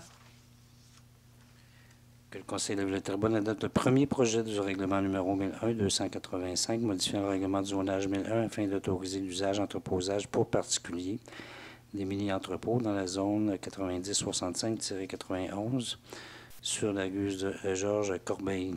Et que le greffier de la Ville soit autorisé à fixer la date et l'heure de l'Assemblée publique de consultation et qu'un avis à cet effet soit publié. Que le conseiller Réal Leclerc soit désigné pour entendre les personnes désirant s'exprimer lors de l'Assemblée de consultation. Proposé par Réal Leclerc, secondé par Caroline Desbiens. Et donner un avis de motion à une prochaine séance ordinaire ou extraordinaire. Pour le projet de règlement numéro 1001-285, modifiant le règlement du zonage 1001 afin d'autoriser l'usage entreposage pour particuliers sur la rue Georges Corbeil. Copie du projet de règlement remise aux membres du Conseil présent. Proposé par M. Réal Leclerc. Avis de motion. Que le Conseil de la Ville de Terrebonne adopte le procès-verbal de l'Assemblée régulière du Comité consultatif d'urbanisme tenu le 24 mai 2018 relatif aux demandes de modification réglementaire. Proposé par Réal Leclerc, secondé par Brigitte Villeneuve. Que le maire suppléant, le greffier ou l'assistant greffier soient autorisés à signer pour et au nom de la Ville de Terrebonne les lettres d'entente suivantes à intervenir entre la Ville de Terrebonne et la Fraternité des policiers de la Ville de Terrebonne incorporée, le tout suivant les recommandations du comité exécutif du 16 et 30 mai 2018, à savoir la lettre d'entente 2018-01 concernant les conditions de travail en lien avec l'affichage de la formation reliée à l'arme à impulsion électrique et la lettre d'entente 2018-02 concernant le projet UMI, Unité mobile d'intervention 2018, qui a pour but de voir l'application rigoureuse de la réglementation en rapport aux nuisances et à la tranquillité dans les places publiques. Proposé par Dany Saint-Pierre, secondé par M. Robert Brisebois. Suivant la recommandation du comité exécutif du 30 mai 2018, que le Conseil de la Ville de Terrebonne accepte la soumission de la firme SSQ, Société d'assurance vie Inc., pour le régime d'assurance collective des employés de la Ville de Terrebonne, et ce, pour un contrat d'une durée 5 ans, compté du 1er octobre 2018 jusqu'au 30 septembre 2023, le tout pour un montant de 9 947 505 $, pour toutes taxes comprises pour les 2 premières années, que le programme d'aide aux employés et aux familles soit attribué à la firme SSQ, Société d'assurance vie incorporée. Proposé par Nathalie Bellavance, secondé par M. Simon Paquin. Alors, il n'y a pas de point au niveau de la sécurité publique ni en affaires nouvelles. Avant qu'on aille aux différentes présentations des membres du Conseil et la seconde période de questions, je vous informe que la prochaine séance du Conseil, c'est le lundi 18 juin, donc dans 2 semaines, ici même à l'édifice Louis-Lepage. Alors, pour les membres du Conseil qui vont s'exprimer ce soir, donc dans un premier temps, M. Éric Fortin, vous avez 60 secondes. Je devrais en avoir assez. Bonsoir, M. le maire. En fait, c'est juste pour vous mentionner que j'ai assisté vendredi dernier, donc le 1er juin, au Club d'aviron de Terrebonne, au partenariat avec le GPAT, donc, dans le fond, le groupe plein air de Terrebonne.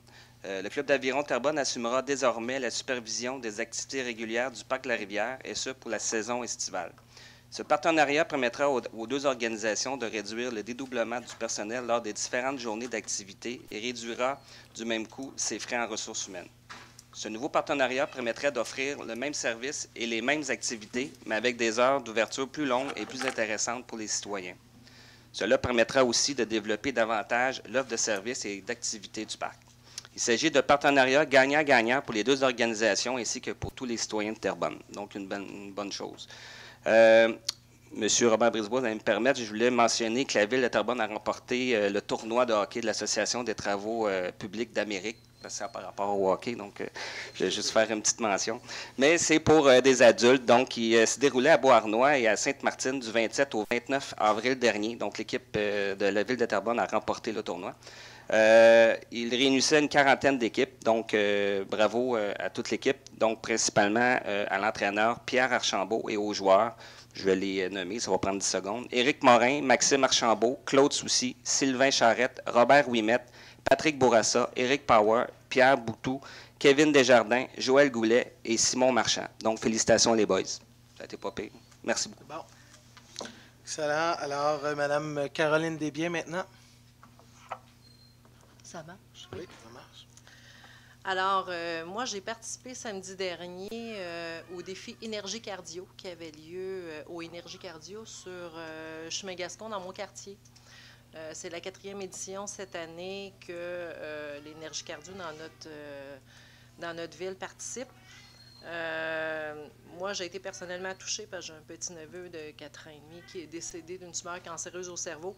Donc, cette levée de fonds-là est parrainée par Mme Lavigueur, Josée Lavigueur, pour l'opération Enfant Soleil.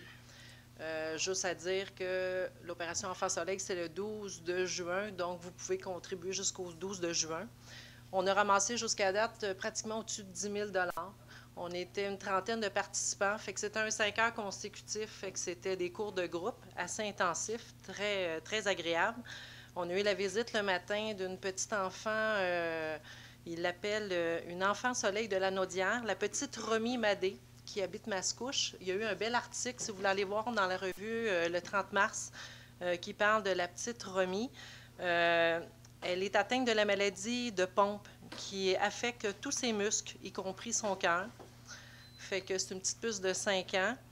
C'était vraiment extraordinaire de la voir nous motiver. Fait que quand tu commences un défi de 5 heures puis que ta voix qui danse, tu te dis, garde, tu ne te plaindras pas.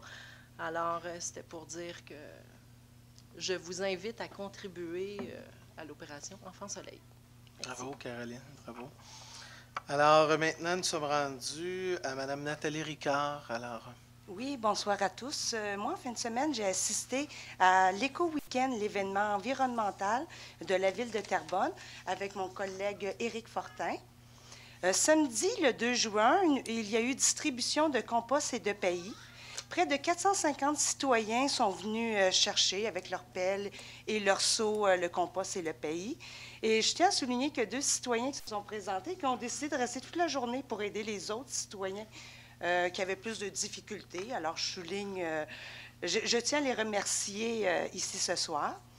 Et dimanche, le 3 juin, à l'île des Moulins, pour la 5e édition, nous avons eu la chance de vous présenter près de 25 exposants qui ont présenté leurs produits locaux et expliqué divers enjeux environnementaux.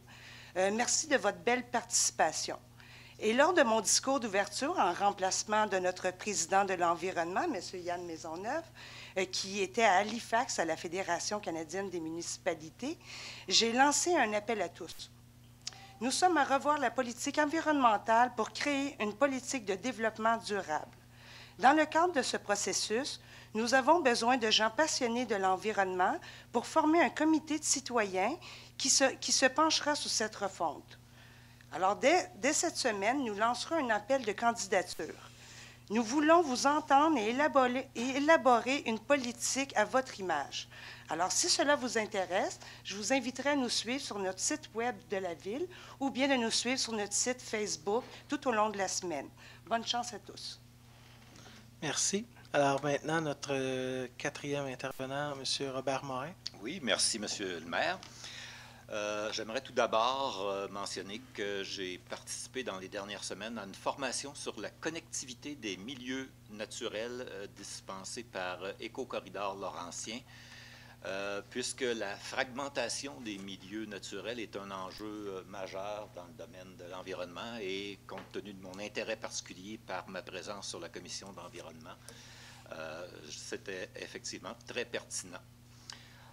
Par la suite, j'ai participé au 3e rendez-vous des collectivités viables présenté par Vivre en Ville le 10 mai dernier, dont le thème était « Réconcilier commerce et développement urbain durable ». Encore une fois, un thème qui m'intéresse plus particulièrement, considérant que le quartier numéro 10, centre-ville, est cerné d'artères commerciales, donc... et comme ça touchait également le développement urbain durable, il y avait énormément de matières pertinentes là, pour mon travail à la ville. Par la suite, j'ai été présent aux assises de l'UMQ en votre compagnie, Monsieur le maire, et ainsi que de plusieurs autres membres du conseil, où j'ai pu assister à plusieurs ateliers intéressants, dont celui sur la ville intelligente. Beaucoup de matière dans ce congrès. Même chose également, pas plus tard qu'en fin de semaine passée, de jeudi à dimanche.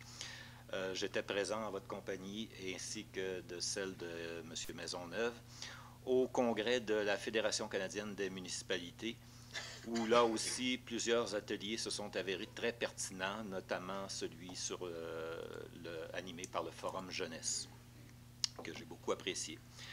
J'aimerais aussi souligner le franc succès de la journée de plantation d'arbres à l'école Armand-Corbeil, à laquelle j'étais représenté par les membres de mon cabinet, qui s'est tenue le 25 mai grâce à une subvention de la Ville et à l'implication fantastique de l'association parents, élèves et professeurs de cette école.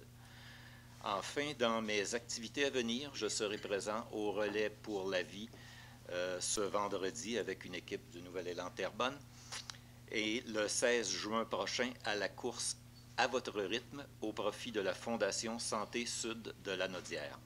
En terminant, je vous invite à assister en grand nombre aux activités Pop ton été, notamment au spectacle d'Étienne Drapeau qui aura lieu le 5 juillet au Parc Saint-Sacrement, qui nous fera danser au rythme endiablé du répertoire latino-pop international. Ça va soigner au Parc Saint-Sacrement, c'est moi qui vous le dis. Bonne soirée. Alors, merci. Alors, maintenant, M. Simon Paquin, comme président de la Commission de la famille, du développement de l'action communautaire et de la condition féminine. Merci. Je vais laisser faire de le renommer dans mon texte. Bon. Alors, moi, ce que je veux souligner aujourd'hui, c'est la Semaine québécoise des personnes handicapées, qui est de retour pour une 22e édition. Du 1er au 7 juin. La population québécoise est invitée à souligner cette semaine et à contribuer activement à bâtir une société plus inclusive. Cette année, les actions se regroupent sous la thématique « Ensemble, bâtissons une société plus inclusive ». Et c'est avec fierté, à titre de président de la Commission, que je souligne l'apport important des citoyennes et citoyens de Terrebonne qui viennent enrichir nos réflexions quant à l'amélioration des services et des installations, nous permettant de mieux répondre aux besoins. Je souligne également l'importante collaboration des organismes communautaires œuvrant auprès de cette clientèle, améliorant quotidiennement la vie de centaines de familles dans Terrebonne. Peu importe notre rôle dans la société, nous pouvons poser un geste simple pour accroître la participation sociale d'une personne handicapée. Contribuons tous ensemble à rendre notre communauté une société plus inclusive. Bonne semaine québécoise des personnes handicapées. Et dans un deuxième temps, la semaine dernière, en compagnie du maire de Terrebonne, nous avons lancé la toute première édition du nouvel événement de reconnaissance citoyenne et bénévole, le Gala des maçons, qui aura lieu le 8 septembre prochain. Les citoyens, organismes et entreprises de Terrebonne sont invités dès maintenant à déposer leur candidature pour l'une des 7 catégories en lice. Combinant la traditionnelle fête des bénévoles de la municipalité à une portion gala, la municipalité souhaite renouveler ses façons de faire pour en faire un événement davantage rassembleur. C'est ainsi que le Gala des maçons est né, un nom choisi qui rappelle le legs des bâtisseurs d'hier et celui que laissent ces personnes d'aujourd'hui.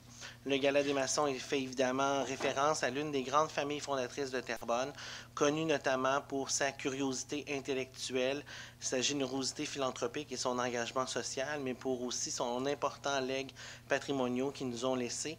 Phonétiquement, on peut aussi faire référence au métier de maçon qui bâtit des maisons parce que les bénévoles et les gens d'exception que la Ville souhaite honorer sont les piliers de notre communauté. Au total, il y a 7 catégories que vous pouvez retrouver sur le site Internet de la Ville. Les personnes admissibles pour déposer leur candidature sont des résidents de Terrebonne âgés de 12 ans ou plus, les organismes reconnus par la Ville et les entreprises ou commerces situés sur le territoire. L'ensemble des formulaires se retrouve, comme je le dis, sur le site de la Ville. Vous avez jusqu'au 30 juin inclusivement pour déposer votre bulletin de candidature. Les nominés seront connus en août. Et la première édition du Gala des maçons aura lieu en 2 représentations, soit 14h30 et 19h30 au Collège Saint-Sacrement. Les 2 seront animés par 2 nouveaux Terrebonniens, soit Brian Odette et Véronique Claveau, qu'on a connus entre autres dans le Bye Bye.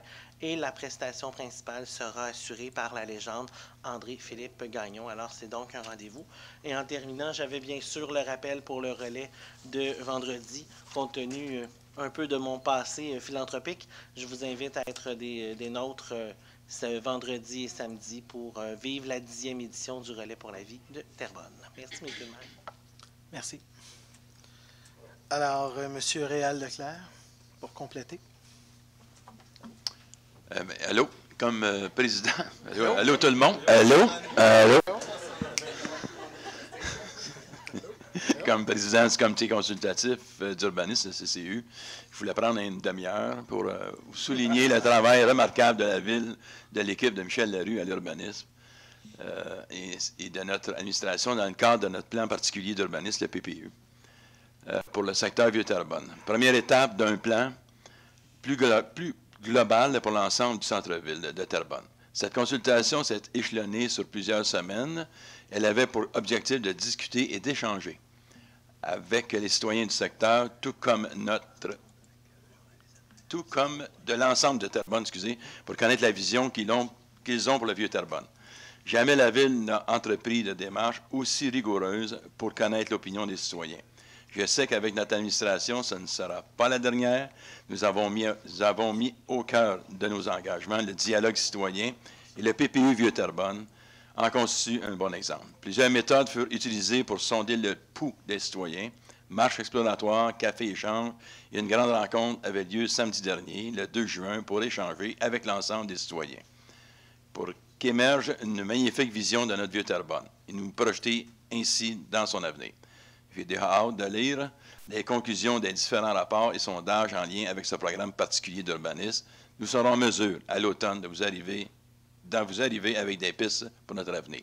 Je tiens à remercier les citoyens qui se sont investis dans ce projet, dans ces étapes. Merci. Bonne soirée. Merci, M. Leclerc.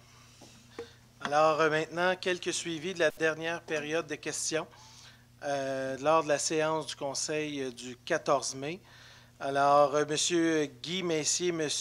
Tivierge du 1609 rang Charles-Aubert. Les citoyens et son voisin auraient déposé. Ce qui est important, c'est que les citoyens avaient. Donc, il y a eu un dégât d'eau qui sera en lien avec une station de pompage. Alors, pour peut-être faire le lien là, directement avec leurs questions. Alors, le citoyen et son voisin auraient déposé une mise en demeure à la Ville de Terrebonne là, concernant un dégât d'eau causé par des travaux effectués à la station de pompage située sur le chemin Saint-Charles et rang Charles-Aubert. Selon le citoyen, la Ville lui aurait mentionné que la faute relève du contractant qui a effectué les travaux. Alors, suivi de dossier, le dossier fait l'objet d'une mise en demeure, comme vous le savez, des citoyens à l'encontre de la Ville. En conséquence, vous connaissez les réponses traditionnelles, là, que le dossier va suivre son cours entre les parties et je pourrais difficilement là, faire plus de commentaires que ceci en suivi à ces citoyens. M. Claude Turcotte a fait une demande sur qui a la responsabilité du pont situé sur la montée des Pionniers. Les citoyens mentionnent que la section en travaux du pont est problématique pour les automobilistes car il y a un grand nombre de nids de poules. Alors, je tiens à vous dire que depuis 3 semaines, on cherche encore à savoir si c'est notre ou leur responsabilité, mais à tout de moins, je vais m'assurer là, que, quelle que soit que ce soit la note ou la responsabilité du ministère des Transports, que rapidement qu'on puisse aller niveler ou en tout cas s'assurer que ce ne soit pas problématique là, pour les automobilistes. Là. Mais ce que je peux vous dire, c'est qu'il y a toujours des zones, là, puis là, celle-là, on est dans une zone qu'on n'est pas certain, on est donc en attente d'un suivi là, du ministère des Transports, ce qu'on n'a pas ce soir. Madame Beaulieu, du 720 rue de Port-Neuf, la citoyenne informe le conseil que des camions utilisent une borne fontaine située sur la rue Port-Neuf à des fréquences élevées, et ce, à tous les jours. Demande si la compagnie comme Monette ont le droit de s'approvisionner directement en eau à cet endroit. Alors, la compagnie a effectivement, donc réponse, donc la compagnie a effectivement l'autorisation d'utiliser la borne fontaine jusqu'au 11 juin prochain. M. Yves Saumur, 260 rue du Grand-Héron, demande une rencontre d'information sur l'avenir du parc faunique du Ruisseau de Feu. Le directeur général a pris contact avec M. Saumur et un projet de rencontre est en planification pour le début de l'automne 2018. Demande aussi que la direction du greffe puisse l'aider à comprendre les différentes lettres rédigées par Maître Judith Vien. Alors, évidemment, la direction du greffe communiquera avec celui-ci. Maintenant, si ce n'est pas déjà fait. C'est déjà fait, donc merci. Monsieur Marc McEligot, du 818 rue Judith Jasmin, demande pour la sécurité des enfants du quartier une traverse de piétons et ou une brigadière sur la rue Anne-Hébert. Suite à la séance, M. Serge Gagnon a demandé aux citoyens de lui faire parvenir une demande qui pourrait évidemment être traitée par le comité de circulation au cours de ces prochaines rencontres. Il y avait eu aussi une question web par M. Lévesque. Demande d'information concernant le règlement qui interdit aux véhicules immatriculés F de se stationner dans la rue. Ce dernier aurait eu une contravention après avoir stationné ce type de véhicule dans la rue. M. Saint-Pierre, est-ce que vous avez des compléments par rapport à cette question-là? M. Saint-Pierre?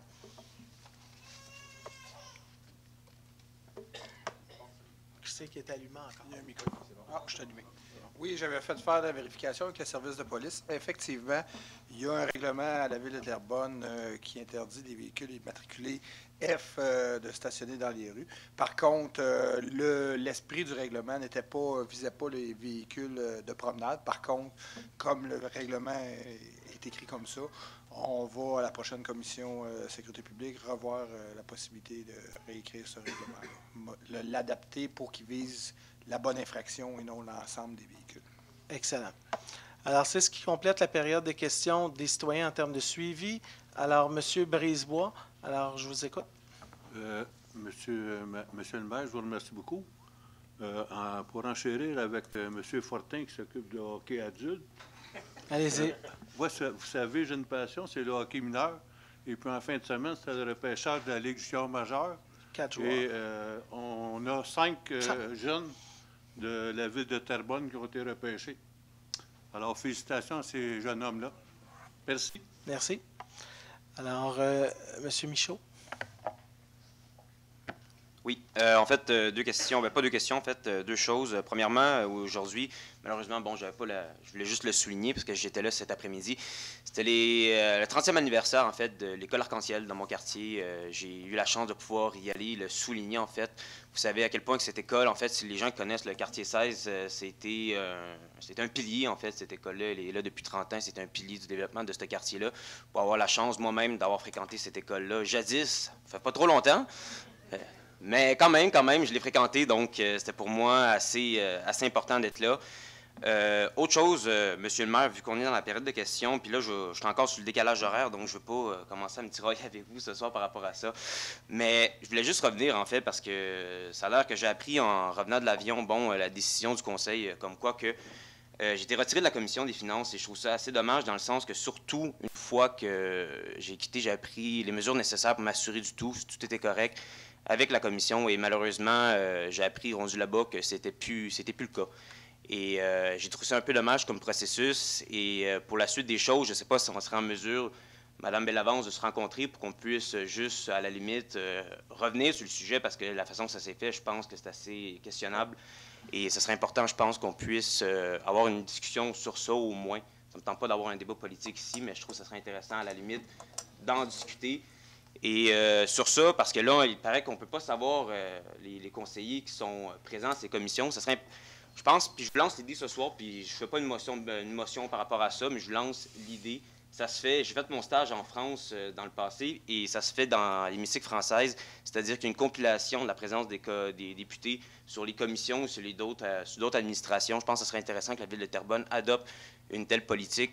Donc, je lance l'idée ce soir. Ce n'est pas une motion, mais c'est juste que pour la suite, ça serait intéressant de savoir aussi pour qu'on puisse avoir un registre public pour les citoyens, soient informés également de ce fait, en fait, c'est-à-dire que s'il y a des conseillers qui s'absentent sur, mettons, ici ce soir, que ça soit compilé pour que les citoyens puissent avoir accès au moins à cette information-là. Donc, c'était ça pour moi ce soir. Merci. Alors, merci, M. Michaud. J'accueille favorablement votre suggestion. D'ailleurs, dans les rapports annuels des différentes commissions, ce serait intéressant d'avoir les taux de présence, effectivement, des membres du Conseil. Mais comme maire, je tiens à vous dire que je suis de très près la présence ou non des membres du Conseil municipal, que ce soit dans le cadre des événements de la Ville ou que ce soit lorsque la Ville délègue des membres du Conseil, que ce soit dans des colloques et des congrès. Puis je m'assure de toute évidence que surtout lorsqu'on engage des frais et des sommes d'argent, que la Ville s'assure de la présence de ses élus.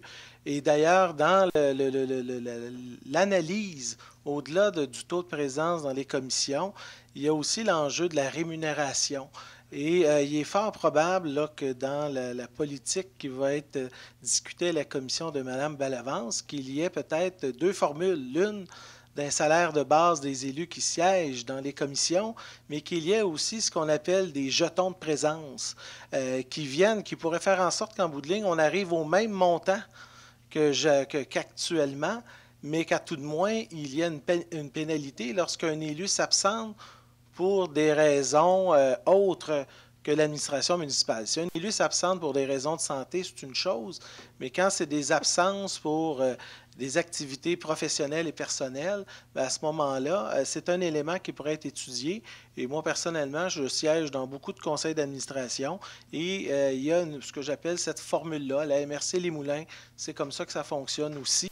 Alors, ce sont des éléments qui pourront faire, et aussi à la RAIM. Alors, peut-être qu'éventuellement, c'est un élément. Alors, il y a deux choses à votre question. Oui, dans les commissions, mais je pense que la rémunération aussi. Mais je tiens aussi à saluer, puis à saluer aussi les membres du Conseil, parce qu'actuellement, le taux de présence aux commissions municipales dépasse les 95 %. Alors, je me permets de réitérer aussi la haute présence des élus qui, à mon sens, est très importante lors des commissions municipales. Alors, est-ce qu'il y a d'autres questions? Je ne vois pas de main levée. J'arriverai à la deuxième et à la seconde période de questions. Alors, j'inviterai les citoyens qui étaient là, qui voulaient s'exprimer, peut-être sur des sujets qui sont à l'ordre du jour. Écoutez, monsieur, c'est correct pour vous, monsieur? OK, parfait. Ben, si tu m'as arrêté ça en plein milieu. Écoutez, non, mais écoutez, monsieur, je veux juste vous arrêter.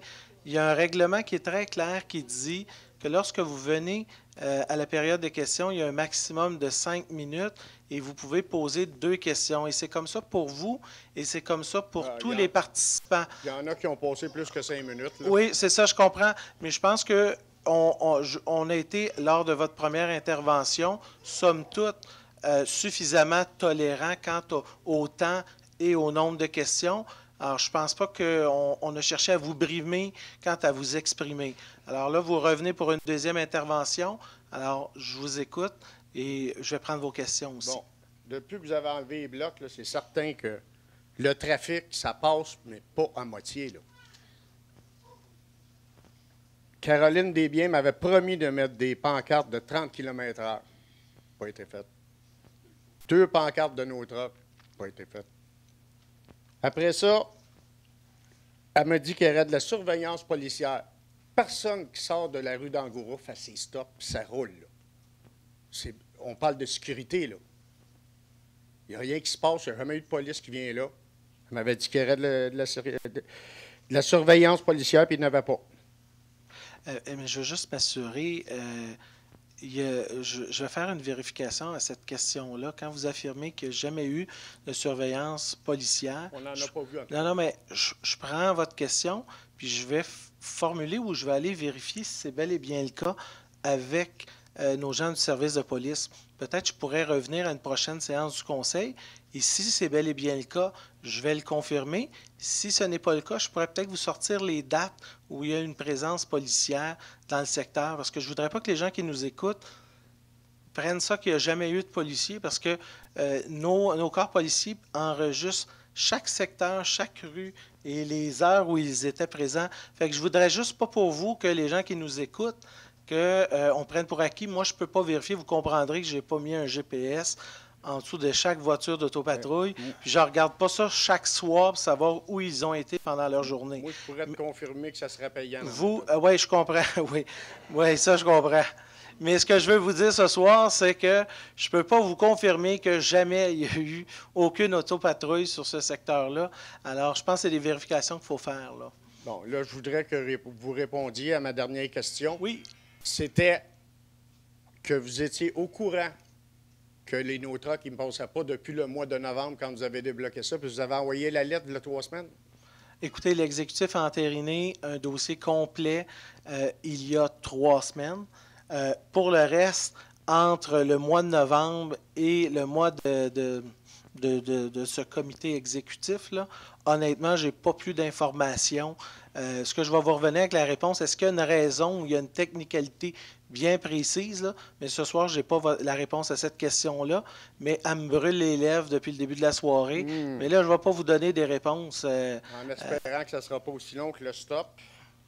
Bien, normalement, il y a une séance du conseil dans 2 semaines. Fait que ça devrait prendre 2 semaines. Bon, fait que là, vous ne faites rien de plus, là. Pas de surveillance policière, pas de pancarte. C'est la rue d'Angoura, vous avez mis une pancarte no truck pour rentrer, puis les trucks sont supposés de rentrer puis sortir là. Oui, mais ce que je vous ai expliqué tantôt, ce soir, là, je pourrais aller installer moi-même 12 pancartes no truck sur votre rue, là. Mais la réalité, là, c'est que si demain matin, il y a un camion qui passe, là, ben, puis qu'on l'arrête, on ne pourra même pas y donner une contravention. Ouais, je Alors, comprends que non, mais je vous l'ai expliqué tantôt là, en préalable. Ce que je veux vous dire, c'est qu'aujourd'hui, légalement, on peut mettre tout l'affichage que vous voulez, ça ne changera rien. Légalement, on ne peut pas émettre de constat d'infraction. Nos policiers peuvent... Je peux mettre un policier 24 heures sur 24 pour surveiller puis émettre des constats d'infraction sur tous les camions qui vont passer sur votre rue. Et saviez-vous combien de constats d'infraction ils vont émettre? Aucune. Vous pourriez peut-être parler avec le promoteur, de lui dire que... Ça, c'est une bonne proposition, puis ça s'est fait souvent. Puis c'est celle-là que j'ai retenue dans vos commentaires. Il faut parler avec l'entrepreneur en question. Et c'est ça que j'entends ce soir, et je trouve que c'est une excellente recommandation. La deuxième, dans « ça bouge », on a formulé notre demande au ministère des Transports. Je trouve que...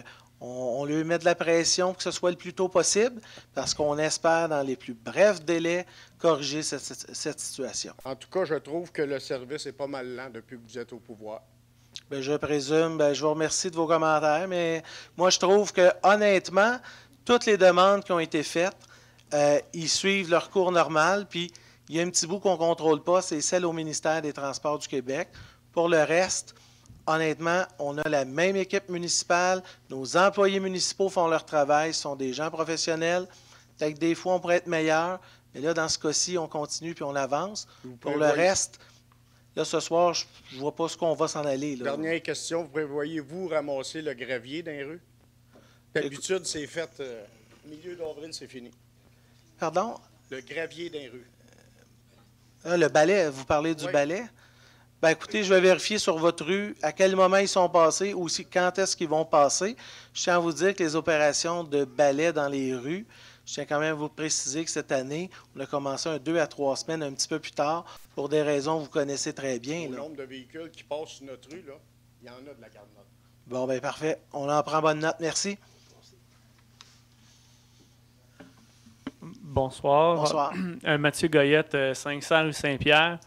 J'ai entendu tantôt deux de M. M. Leclerc et Mme Ricard, par rapport à la consultation publique, ça, je trouve ça vraiment intéressant que vous faites ça.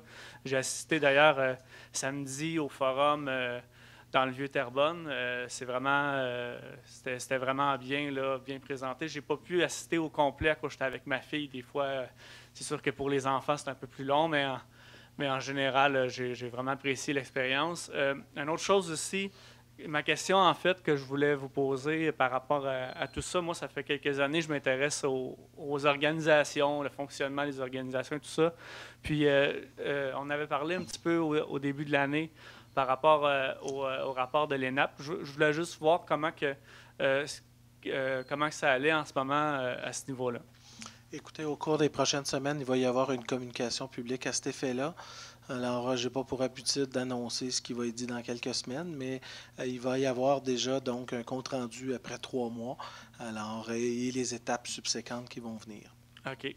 Je ne sais pas si vous connaissez, moi, ça fait quelques années que je fais un petit peu comme je vous disais, je m'intéresse aux organisations publiques. Je ne sais pas si vous connaissez l'agilité dans les entreprises. Là, je ne veux pas perdre le temps des gens aussi aujourd'hui, mais l'agilité dans les entreprises, c'est un manifeste qui a été créé par des développeurs informatiques. Je trouve qu'il y a des choses là-dedans qui pourraient s'appliquer dans les organisations. Ça dit, parce que aussi, j'ai bien aimé ce que vous avez fait au début quand vous avez parlé des employés de la ville qui travaillent dans l'ombre souvent derrière vous. Puis je trouve ça intéressant au début que vous les mentionniez.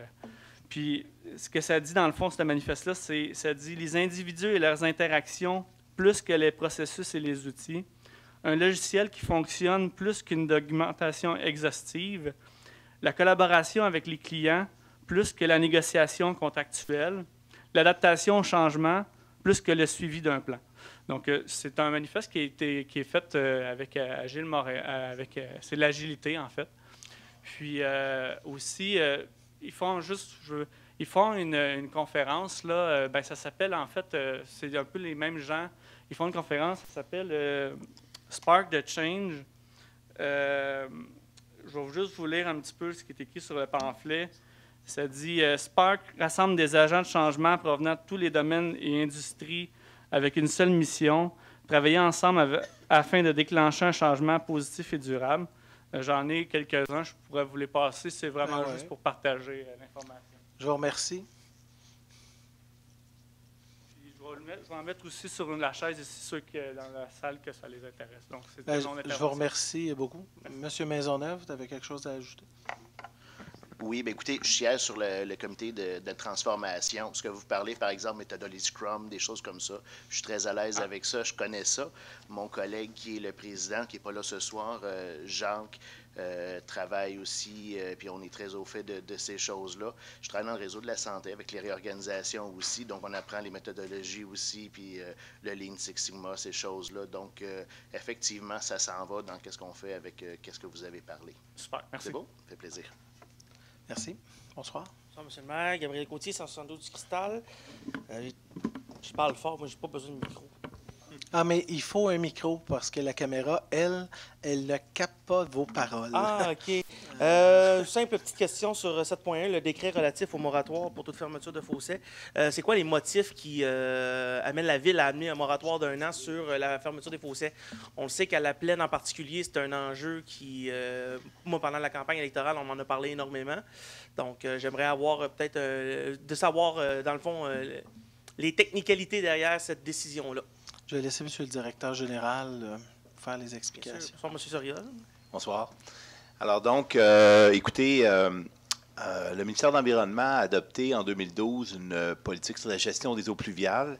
Cette politique-là fait état de plusieurs éléments en matière de gestion des eaux pluviales, mais entre autres, un fossé est considéré non seulement comme un égout pluvial, mais aussi comme un élément de gestion des eaux pluviales. Et lorsqu'on a des rues sur le territoire, peu importe l'endroit, lorsqu'on a des rues avec fossés, lorsque ces rues-là ont été conçues à l'époque, et là on recule des fois de 30 ans en arrière, ces rues-là ont été conçues avec la gestion des eaux pluviales par fossé. Donc, ce qui était prévu, en fait, quand vous avez un fossé, c'est que le sol va absorber l'eau en partie, et en même temps, le fossé a une fonction d'écoulement de l'eau vers un exutoire qui peut être un cours d'eau, qui peut être une zone humide ou autre chose. Or, si on veut canaliser ce fossé-là, ben on va garder l'égouttement de l'eau, mais on va perdre la percolation dans le sol, parce que là, le tuyau est étanche, donc on perd la percolation.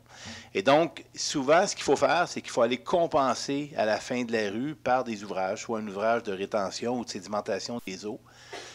Alors, pour faire simple, alors qu'il y a quelques années, c'était relativement simple de canaliser fossé, maintenant, ça prend un CA du ministère, une autorisation du ministère, et il faut refaire les plans de vie de la rue et déposer ça au ministère de l'Environnement pour que le ministère approuve le tout et nous émette le certificat d'autorisation. Alors ça, c'est depuis 2012. Et donc, la Ville, actuellement, est en réflexion et en discussion avec le ministère pour voir s'il y a des avenues pour simplifier la démarche, de manière justement à ce qu'on puisse... Parce que, imaginez, là, il y a peut-être, je ne sais pas moi, 100 rues à Terrebonne qui ont des fossés. Si pour chacune des rues, il faut refaire des plans de vie et déposer ça au ministère et construire des ouvrages de rétention, bien, à un moment donné, ça sera plus rentable, ça sera plus payant pour le citoyen de le faire.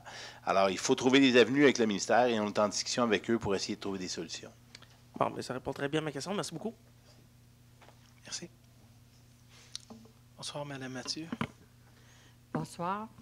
Micheline Mathieu, 3854 Saint-Charles.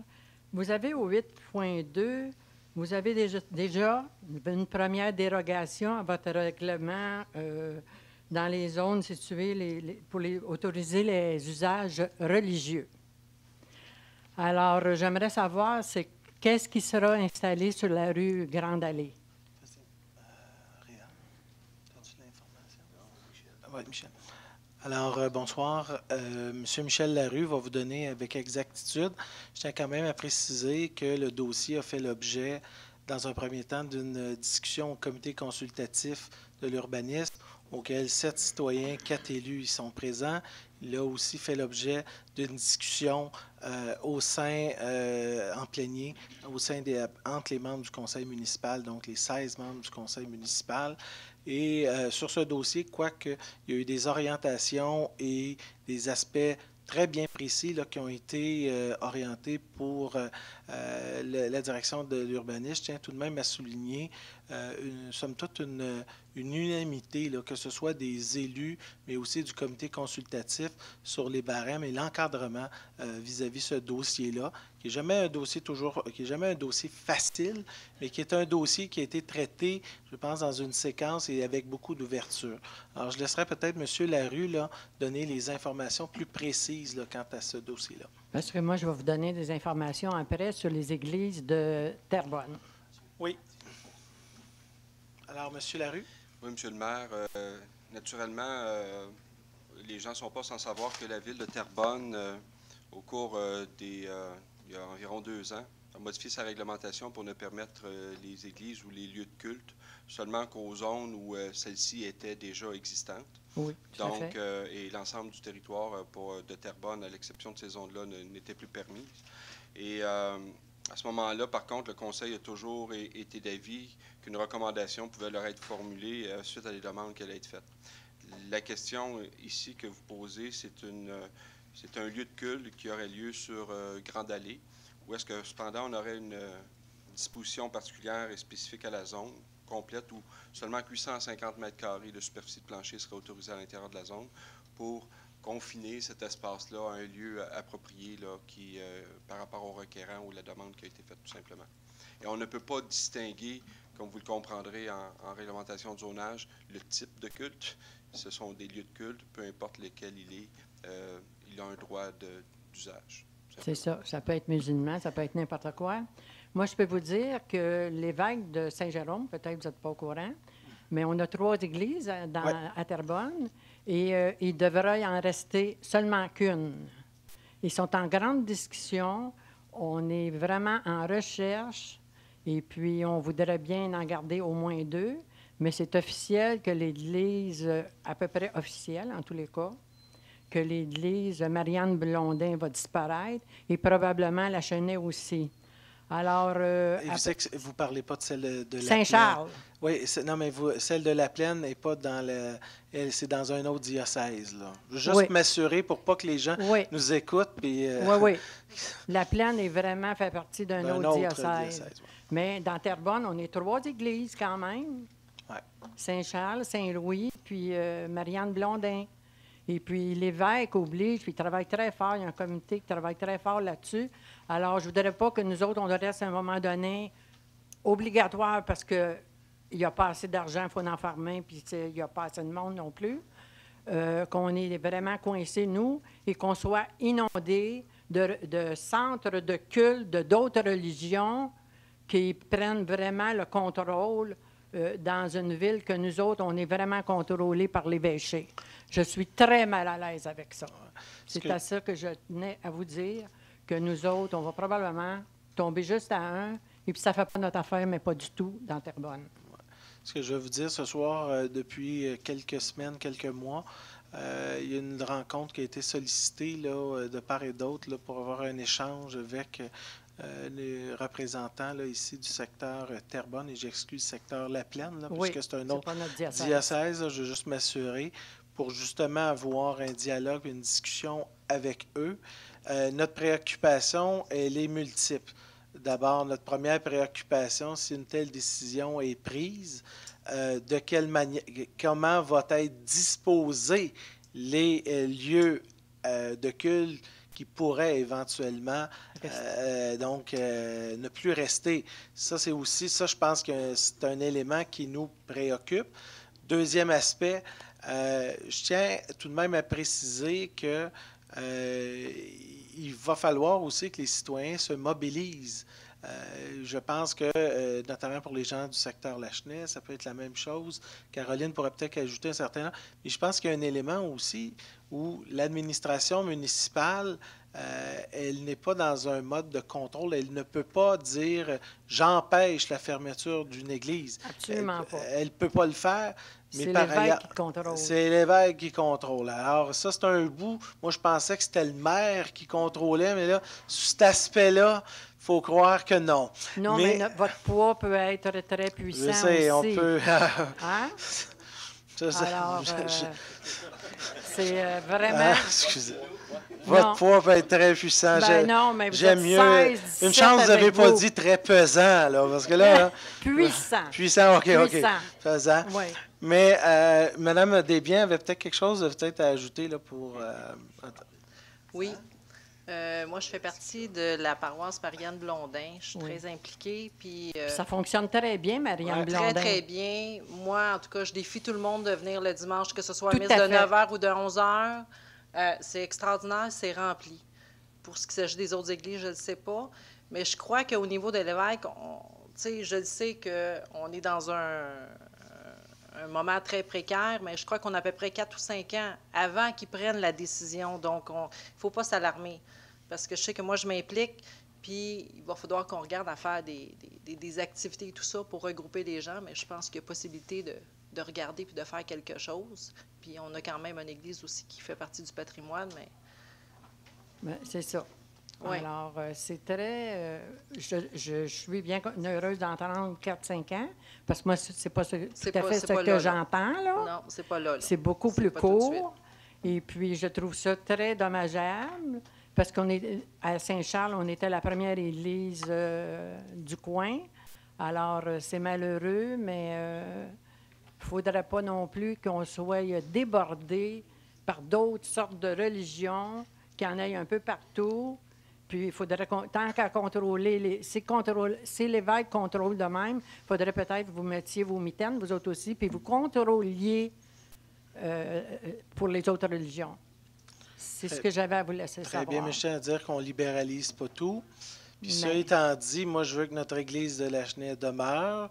J'ai hâte d'aller racheter mon sucre à crème à la prochaine. Vous allez me donner la date.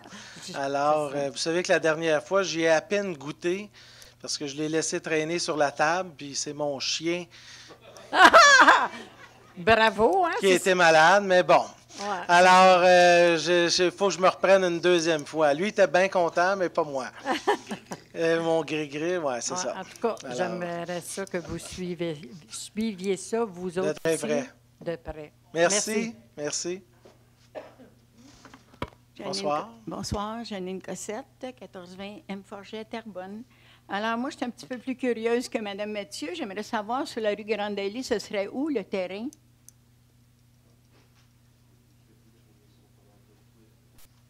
Près de quoi? Près de... Parce que c'est quand même assez grand comme terrain. C'est en face du parc industriel, là, mais je n'ai pas l'adresse précise, Robert. Là, à côté du Lossieur. Là. À côté du Lossieur. Ouais. L'ancien Lossieur ou le nouveau où il s'est installé? Là, je pense que c'est le nouveau. Là. Le nouveau? Parce que c'est quand même assez grand. On peut construire de quoi de très grand? Non, il n'y aura pas de construction. Là. Non, c'est de la location. Seulement de la location? Oui, seulement de la location. Parce qu'il y a déjà une construction. Oui, c'est un local existant. Là. OK, parfait. Alors, je voulais vous féliciter pour ce que vous avez organisé, là, le Forum des citoyens. J'ai trouvé que l'historique était assez important, compte tenu qu'on avait un conférencier super intéressé à l'histoire de Terrebonne. Alors, merci beaucoup d'avoir organisé cette séance d'information. En même temps, bien, ça a donné vraiment l'heure juste aux citoyens. Merci. Bien, merci à vous. Alors, l'adresse... Alors, écoutez, si je ne vois personne d'autre au micro, je mettrai tout de suite un terme à la période de questions. Alors, j'aurais besoin d'un proposeur et d'un secondaire pour lever l'Assemblée. Robert Brisebois, il a gagné le contrat, là. Donc, c'est important. Et Mme Caroline Desbiens. Alors, merci. Alors, bonne soirée. Prochaine séance du Conseil, lundi 18 juin, 19h30, même heure, même poste. Salutations.